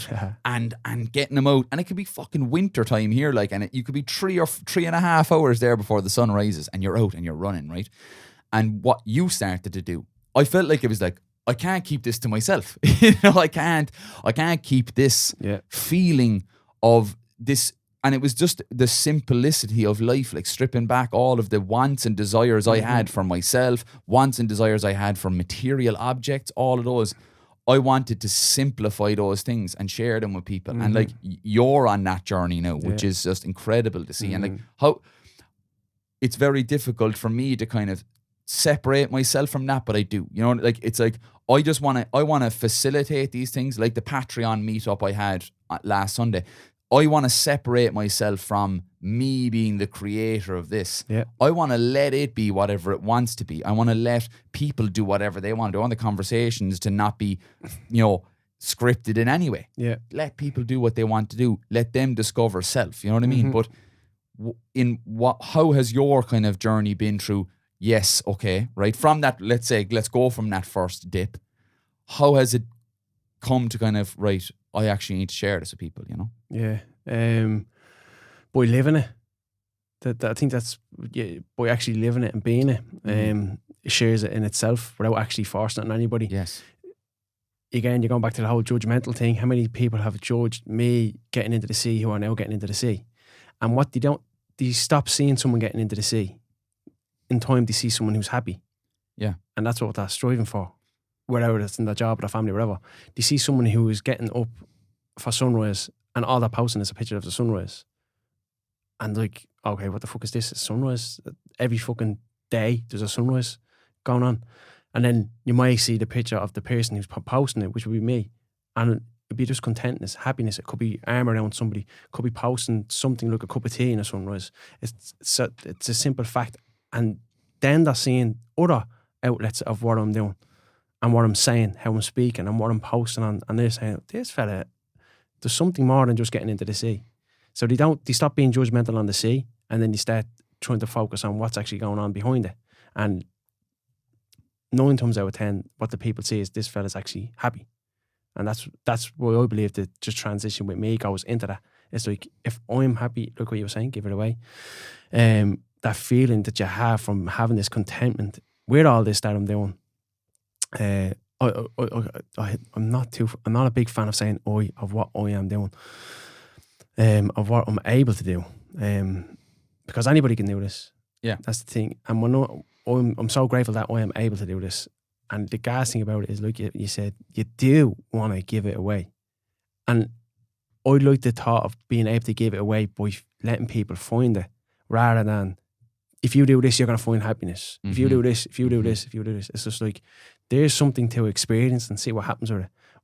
It's what it's done for me. It's brought me back to center, brought me back into my body again, consciously making me aware of how mindful I can be. Even when the shit hits the fan, I can still be mindful and be grounded. And like that, you just want to give away without forcing it. And I believe without forcing it, you just have to live it. When everybody is running away, you're still walking towards. And over the past 2 years, that's definitely what I stepped into. I stepped into the idea that with everything that has gone on in the past 2 years, I just kept walking towards what was making me happy. And people were seeing that. Even when people needed an outlet, I do believe they were going to my page on Instagram to actually see that. To see some outlet of some fella sitting on a beach, happy and content, while the world is either stopped or falling apart around them. Yeah. And hence why I feel a lot of people have just been drawn to that simple concept. Yeah, well, I admire you, you know. I admire, and like, this is I've come across some people as well who are saying, like, I admire the way you live, as what they've said to me.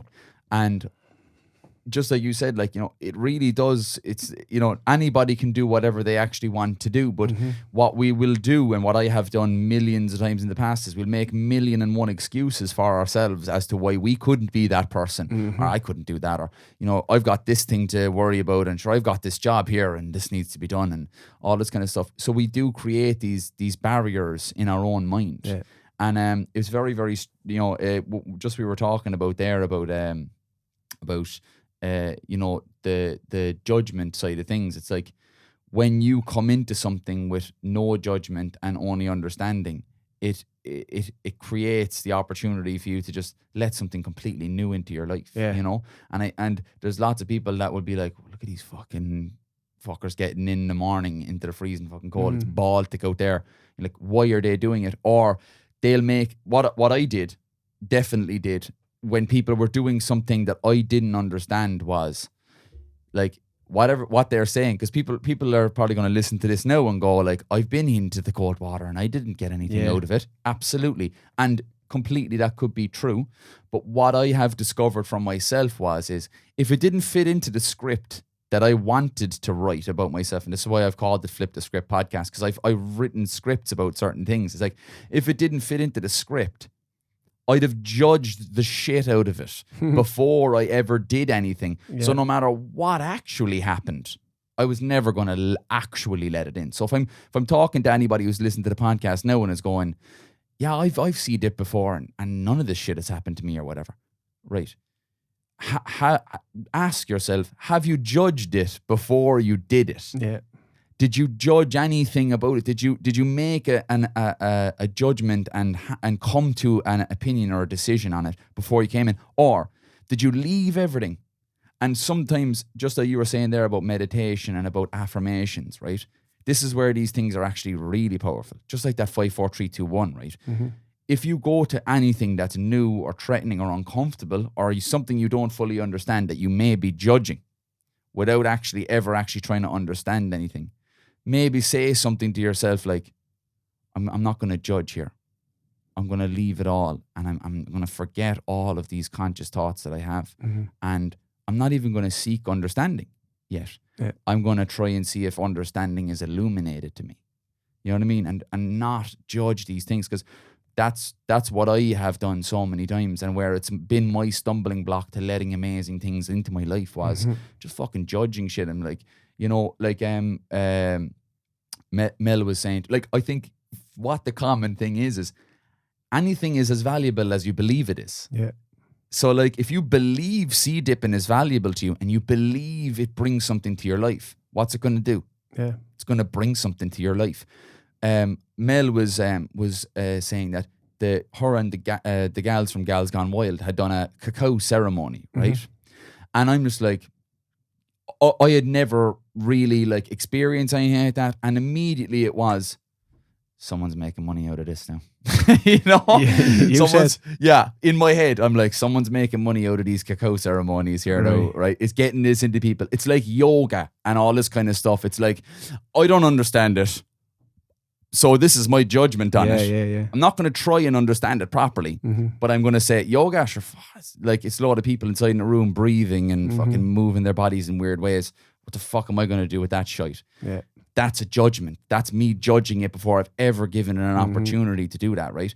But, right, I said to myself, Mel then had cacao in the house, right? And we didn't do anything special. There wasn't blessings or nothing like that. Nothing. She just made the cacao, right? And what I felt was when I had the cacao with her, right? It was just us sitting on the couch, just having an old cup of cacao. What I was like feeling was like, I want to just feel the love that I have for her, the admiration I have for her, the admiration I have for her as a woman, and the love that she has for me. I want to feel that in what we're doing right now. So if I make myself believe that, and I make myself feel that, it is that, and I'll strip away the judgment of everything to do with it. Yeah. And so that's one of our big stumble blocks. We judge ourselves. We judge what we do. Yeah. You know what I mean? We can also fuck it up by having the expectation that something good's going to come from it, and then get frustrated that it's not. So to see dipping, I got nothing for it, a load of bollocks. And it's not even the judgment that's stopping it. It's the expectation that something should have come from it. When again, you have to be very gentle on yourself. You are programmed and conditioned to be discomfort averse. Yeah. Yeah. So you're getting into the scene, you're expected to feel this enlightenment and feel well about yourself and not feel the happiness and stuff like that. And feel happiness, and then nothing comes of it. Like they can self-sabotage on that alone. When if you actually look at anything that comes to you, it requires you to show up a lot before it actually lands. Hence why I try to put labels. Hence why I try to put headings on from 2017 up to where I am presently on how I was. So I lost, I was floating, I was finding something, I was found then in 2020, I found something. And in 2021, I was guiding myself. And in 2022, I'm growing. So it's like all these things that I'm trying to just put a little understanding that look how long it's 2017 to 2022, and I swear to God, the beauty when light bulbs start going off about all of this journey about life, not just what you're in, but when the light bulbs start going off, you just smile. It's so funny how all of this is set up, and when you actually realise when a penny drops, you just smile and you laugh, because what's going to be beautiful is that when I'm 100 years of age, I'm going to realise that I knew nothing when I was this age now that I am. Like, I'm going to be constantly learning and evolving and changing. So when I'm 100 years of age, I'm going to look back and say, I thought I fucking knew shit. I thought I knew shit. Thought I knew everything. And then have it like, I always go like to someone who is discovering life. So a 21-year-old comes up to me and I'm sitting down at 100 thinking I'm the fucking guru and sitting in the lowest position and blah, blah, blah. And then I'm just reminded just like that in a split second that I know fucking nothing. Yeah. And then not only that, if you add another 100 years onto my life, so I'll be 200 years of age, or you add another 100 years on, I'll be thinking back when I was 100, I thought I knew shit. Now I'm 200 and I know fucking nothing. So that's when that was a lot of light bulbs like that, when they start going off with me during all of this time, it's like fucking hell. I also realised another light bulb was it's only the beginning. Everything is only the beginning. No matter how long you're in it, no matter how long you're doing it, it's only the beginning. And if you are inviting change on all aspects between your fear and perception, your beliefs, if you're inviting change to come in every single time something new comes into your life, it's literally just the beginning of everything again, because you're learning something new. Yeah. And you think if you have a dogma or a belief system that's in place, and you're like, oh, I believe in the Wim Hof, but I'm so open to the fact that something's going to come in and just slip in there, and now it's the beginning of something new. Yeah. When I plan something, I don't think about how far it took me or how long it took me to get to this place. I just think about where I am, being present. It's like, it's just the beginning. And I laugh at that. I laugh at the whole idea that it's just the beginning. No matter how long I'm on this journey, again, 100 years of age, and I laugh, I'm at the learning something new, and it's just the beginning. I'm just constantly bringing myself back into the present of where I am, knowing, and these are all, that's why I smile. That's why I smile. I just laugh the whole idea of how simple it is when you just sit back. Like when I'm down at the sea, at the shelters, looking out at the beach, looking out at I could be down there for 4 hours, but it feels like a half an hour to me. And it's not because I'm doing some sort of mad meditation or something like that. It's because I'm allowing myself to be present on where I am. And if I look at the sea, that is constantly changing. And you might get a description of the sea for at least a half an hour before you actually look out and say, oh, it's a bit closer, or it's further out, or the clouds are at the going by, or the sun's a bit higher than from where I was when I first got here. And then you're reminded, oh geez, I don't know how long I'm down here, but it feels like a half an hour. Yeah. And that's the easiest way you can look at it. And then I tune myself into that, into my own life. I'm like, if I'm present and I literally give myself a half an hour and being where I am in that moment, that's a half an hour of something I'm fully present in. And then it's like, right, so what do I need to do next? Rather than, today's Monday, I have a week ahead of me of work, I have to do all this, I have to do all that. And from this simple analogy and thinking, I came up with another affirmation that I love saying, because it just puts me smack bang in the middle of where I am right now at this table. And that affirmation is, it's already happened, you just haven't experienced it yet. So what you were talking about, goals and stuff like that, I don't have goals, because anything that I'm striving towards has already happened. There's a version of Paddy Douglas that's somewhere sitting there waiting for my consciousness to show up and sit with that Paddy Douglas, so this body and consciousness can experience it. So when I look at Moonstock that I'm doing, my vision of that is it's going to be a full-blown festival across Ireland. And when I first thought of that, I could say when I first thought of that, it was a moment of tuning into something that's already happened. And that future self tuned into the present self at the shelters looking up at the moon. And it tuned in this, it gave me this feeling, and it channeled it from source or wherever it came from. But it was a future self tuning into me, and that feeling came.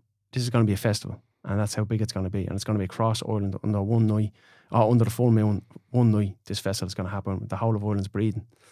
And then, like, to have that thought with worries or fears or nothing, I'm just like, where did that fucking come from? Yeah. And then through the work that I'm grateful to be able to do and everything, all this thought process comes in, is that's where the affirmation came in. It's like, actually, I know where it came from, because it's already at the happening. It's already, that festival has happened. We just haven't experienced it yet. And that affirmation I carry with me all the time. So when someone talks about, oh, we have to plan this, we have to do that, it's just, yes, hold on. It's already happened. We just haven't experienced it yet. Now, what that does is it brings a smack bang into the present, where you don't have to worry about the future. You don't have to worry about the how, the when, the where. It's already happened. And if you can really connect with that emotionally and visually, and when you're saying it as well, when you're connecting it on all those aspects, it's not even a passing thought anymore. It's just now it's there. Yeah. And then you look at Moonstock and where it is today. Yeah. Look, if you look at over the past 2 years, I was so disconnected from society and the social structure around the narrative that was happening over the past 2 years. So, and I was the complete opposite. Yeah, I was on the radio on News Talk FM talking about Moonstock. Yeah, I shouldn't have been on that radio. I shouldn't have been talking about Moonstock, about having large crowds and gatherings and people freely expressing themselves and hugging and kissing and handshaking and doing everything that in a social structure shouldn't have been happened. The social narrative of that structure shouldn't have been happened. Yeah, I'm on the radio talking about it. And that's why I laugh, because that's all. I'm literally creating my own reality. That's what I'm doing. I'm creating that. But the idea that it's already happened, I just haven't experienced it yet, keeps me grounded and centered, rather than being up here saying, oh, how am I going to get this done? I need this to happen. I need that. It's like, it's already happening. From a thought sitting at the shelters to being on the radio talking about it in a time that we shouldn't be talking about it. Yeah. If you get me drift, in that social structure and narrative, you shouldn't. But I'm creating my own reality. So that that belief is actually, it's informing the way you act every day. Unbeknownst to you, the way you're acting because of this belief is making these things happen. Because like a lot of people say, like, oh, you can't just manifest stuff. You know, there's this thing people saying, manifesting things. What people don't realize is, like, when you're trying to do this thing of manifestation or whatever the case may be, is you are actually physically and mentally doing actions to make it come about, but you're not constantly thinking about making it come about. You know what I mean? Yeah. And what you're describing there is, like, sports psychologists would call it just visualization. Do you know, like, visualization? It's like, you know, a free kick taker, visualize it hitting the top corner, visualizing it hitting the top corner. But I really love the way you're putting it. It's already hit the fucking top corner. Just make it happen. Yeah.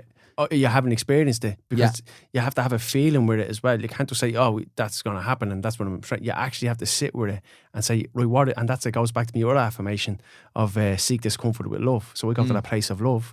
And then my other affirmation, I live freely and confidently with the decisions that I make in my life. All these different affirmations got me to a place where I needed to be so I can evolve to the next step. And this affirmation right now, it's already happened. I just haven't experienced it yet. That there is getting to where it's going to be. Yeah. Honestly, like, even when it comes down to the whole idea of Wim Hof, I literally showed Wim Hof everything that I imagined and experienced before it even happened. Talking to him, showing him the Wim Hof, or showing him the Moonstock videos, telling him that he's going to be in Ireland. I'm telling him that he's going to be in Ireland, hosting a Moonstock, the festival and stuff like that. And if you knew to the spanner in the works, the concept, that literally how at that moment of me and him talking, if it was the podcast be too long, it'd be another separate podcast. But if I was to tell you how all that came into play to happen, for me to be standing there in front of him and then to have his wife there beside me as well, if I was to tell you, this goes back, you are basically in my reality then, if I was to tell you that. Because if you were in my reality then you'd be able to relate to it, you'd be able to understand it. But because it's happening in front of me, I'm just like, this is completely normal to me. Yeah. I could bring you down that road of where I'm at, that you're going to be living in my reality come the end of the podcast. And then you'll be saying those affirmations, and then you'll be living off that. And that's what's happening with Moonstock. And this is why I laugh. It's just like, and you say manifesting, it's just as easy as breathing. You have to have a feeling connected to it, and then it has to come through your speaking, has to come through your actions and what you're doing. There's probably a list of stuff that has to happen, but they happen so naturally when you actually feel it. They're happening unconsciously. Yeah. It's like breathing. Yeah. That's it. And it's mad. This is why I laugh. When I say it's mad, it's not mad. It's normal. It's just that's where I go to, because it's so funny.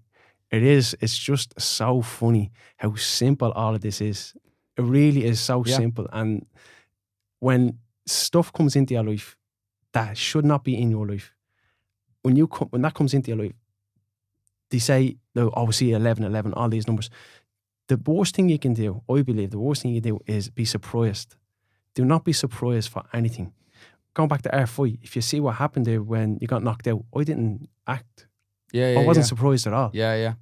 That was my mindset back then. Don't be acting. When your hands get raised, don't be celebrating like it's a shock. No, you're celebrating because you knew you were already going to win. Yeah. And that's where I see with all these, because it's insane, especially that one with the Wim Hof. If I was to tell you the whole story of how that actually got intertwined with each other, and me standing there showing him Moonstock, you were in my reality then. And when that happened, I am completely calm, normal, and this is all happening in front of me. Because why should I be shocked? Why should I be surprised that it's happening? When I see coincidence happening. Look, even this podcast, there's a ripple coming out of this podcast that's going to happen. There's something, because of this podcast, that's happening right now. And it's being rippled and formed. Something. And again, goes back to my affirmation. It's already happened. We just haven't experienced it yet. And it makes it so simple. You don't have to think about it anymore. Yeah. And that's where I'm at. And literally, that's where I'm at with everything. And when people ask me, do you want to do something together? Do you want to walk together? I'm just saying, yeah, without even thinking. Yeah. And then when it comes to actually sitting down across the table and speaking about it, then I'm in the analytical brain. It's like, okay, you want to bring that into play? You want to bring it into play? And then when it gets to a point of like, I'm actually feeling this from the start, I'm like, all right, stop. It's grand. It's done. It's already happened. We don't need to go any further. We just need to show up on the day. That's like the best way I can possibly think of ending this podcast is that whole thought process of things already happening. Because that's new to me. You know what I mean? And this is fucking why I really wanted to get you on the podcast, was that, like, just like you, I never believe that I'm a finished product. I never believe that I am, like, I can't change or I can't morph, because I'm constantly changing who I am and where I am. And getting and having these conversations with people like yourself and finding out different ideas. And thoughts. Ideas and thoughts are worth their weight in gold. You know what I mean? Good ones like that. Like where you're just thinking like, this has already happened. And it informs the way you act. It informs the way you, as you said, the way you speak, the way you do things, the way you agree to doing certain stuff, and you're open to stuff and saying yes to things. That's all because of, as you were saying, all because of this belief that it's already happened. And if you look back at the last Moonstock that I had, there was around 1,000 people there. Yeah. And everybody's, the crowd. And I'm laughing.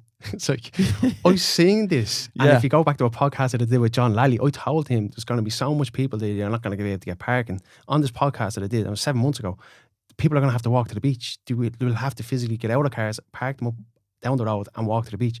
And that last Moonstock happened like that. Yeah. There was 1,000 people there. It was beautiful, but not surprising to me, because this is just a grain of sand in the whole scale of things of where it's going. Yeah. What keeps me grounded and humbled is a lot of things, but one of the biggest things that does is that I am just a messenger. So whatever I'm experiencing in this body that I have now is coming from a higher source. So I just need to provide this physical body, this conscious mind, the tools to be able to connect to the higher source. And the higher source then allows me to connect to my soul, connect to this, all the stuff that we don't see. We see all this physical stuff. We don't see the antenna that reaches to a higher source. We don't see the Wi-Fi that reaches out and resonates with other people that attract their connection to us. We don't see any of that. But when I know it's there, personally, I know it's there. That's where I'm humbled, because I know then that I'm just a messenger and that it's not me. It's not me. It's my higher source allowing me to experience this connection that I have come through me, message that I have come through me. And it has me here today, so humbling. So it takes me out of that space of, oh, I'm doing my own stuff. Yeah, oh, yes, I'm yes. here and everybody's here for me. Yeah. And for him, that has an expiry date. What the level I'm on doesn't have an expiry date, because when I die, that message that I was able to transcend out will continue on. Live on. So even if I'm not here, it's still there. And it's like, Joe, that you're talking about, that energy, that Wi-Fi signal, right? That connects people, right? Yeah. You know, I was connected to Dan from Primal here, like, you know, and yourself or whatever. Like, I'm connected through different things in life, but it's a feeling that brings you to mind. Yeah. It's like when I thought about getting you on the podcast, it wasn't like I flicked on the phone and I looked and I saw a picture of you and I goes, oh, I get Paddy on the podcast. It was a feeling. It was an energy. It was something that kind of, it entered my mind and you know, that informed how I was going to make those decisions, you know. I always try and relate it back to something that people can relate to. So your feeling, just let's say it was a connection. A simple question, was it a strong connection or a weak connection? For the feeling you had to get me on here. Strong. There you go. So where do we relate a strong connection to? A phone. Yeah. Can we get a strong connection, a strong signal? Yeah, so yeah. That's what we relate it to. That's all your feeling is your antenna towards me and the connection you have. And it's strong. If it was weak or anything like that, you wouldn't be able to put the energy or focus on it. Absolutely. And then you go with another way of people can relate to this higher source and channeling and programming is if you look at your remote control, you will see the option, this select source. It'll actually say source on it. So you're selecting that and it's HDMI 1, HDMI 2, TV, whatever. That'll be the different sources. And this is just a simple analogy for people to be able to, hold on, what's he on about? Higher source, channeling, programming. But what's on your remote control? Source is on it. The option to go through different channels is on it. And then there's an option to program. So that's just the way of looking at it. Some people are tuned into the telly using a program. I'm tuned into nature. And that's my higher source is nature, is earth, is the sun, the moon, the stars, the sea, all of that.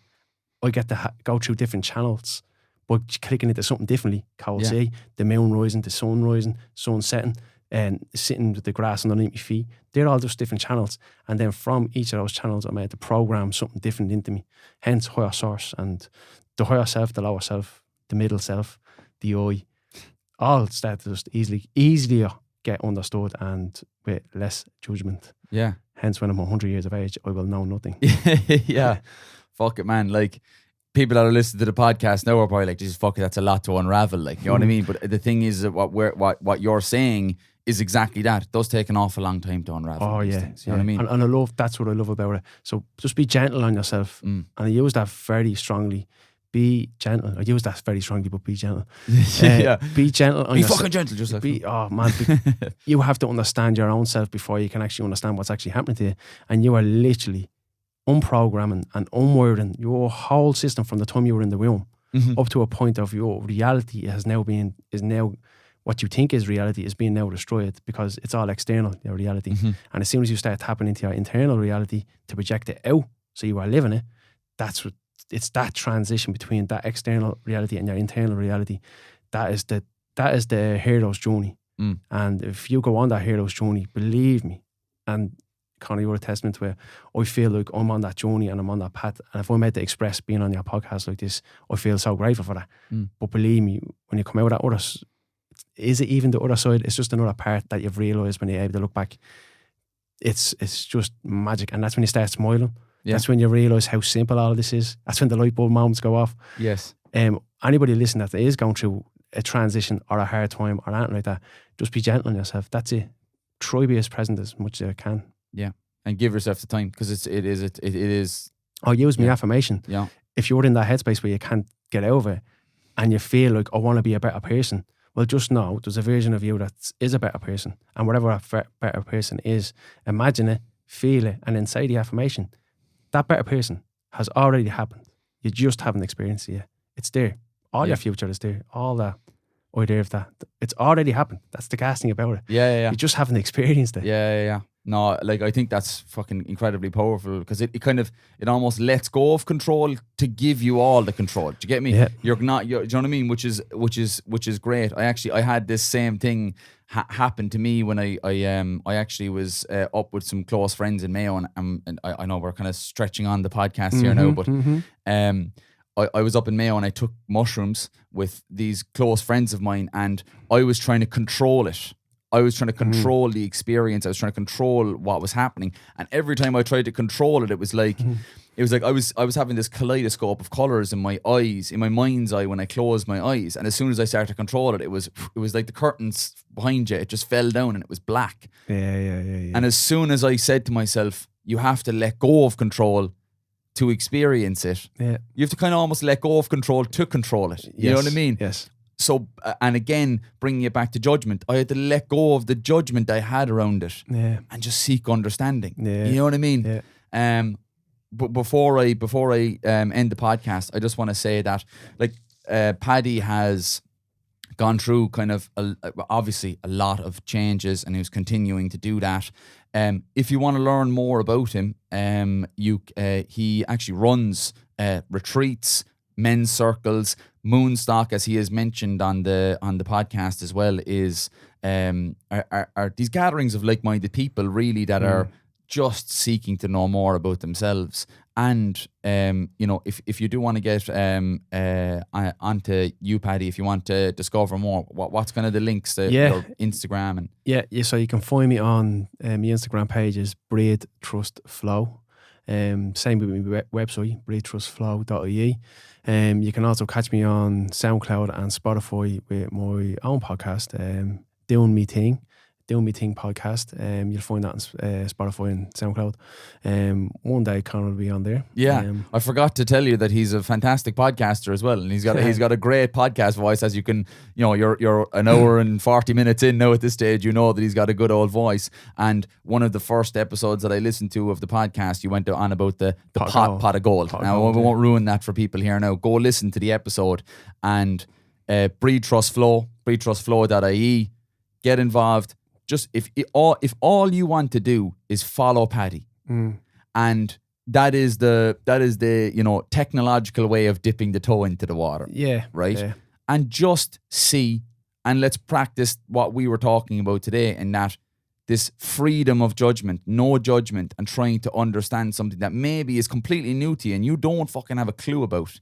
Try and be open and understanding and let it in. Yeah. Let it into your life. And I just want to thank you, Paddy, for coming on and having this great conversation with me. And I really, really enjoyed it. And it was great that I came into this with zero expectation. Deadly. I came in with zero expectation as to what this was going to be. I didn't write a single syllable down on a sheet of paper or on a phone or nothing. I just knew we were going to have a great conversation. And thank you so much for being 100%. here. And just to give you yourself a shout, seeing you on your path was remarkable to see, because I felt like I was in a strong place when I seen you starting your journey, and then you just went different bars above it, and I'm like, this is David Goggins shit, this cunt's doing and I'm loving that. But you also had a lovely balance to it, because you knew where it was coming from, and I wasn't just an external body, I can do all of this. You knew it was coming from a higher source from yourself. You knew it was coming from within, and you were, that's the far more important part. Yeah.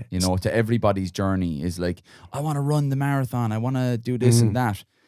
Let's feed into the why and feed into who you are. You know what I mean? And you were doing that. I was smiling, not because what you were doing, but where it was coming from. It was coming from just such a strong place that it would have taken something insanely strong to stop you. Yeah. It would have been higher source stopping you. It wouldn't have been anything external. And that's when I was seeing your post, I just smiling. I was like, can I get it? Yeah. You know it's the crack. 100%. And you're doing it in a lovely, subtle way that's not being forced down on you. You're just like, I'm here.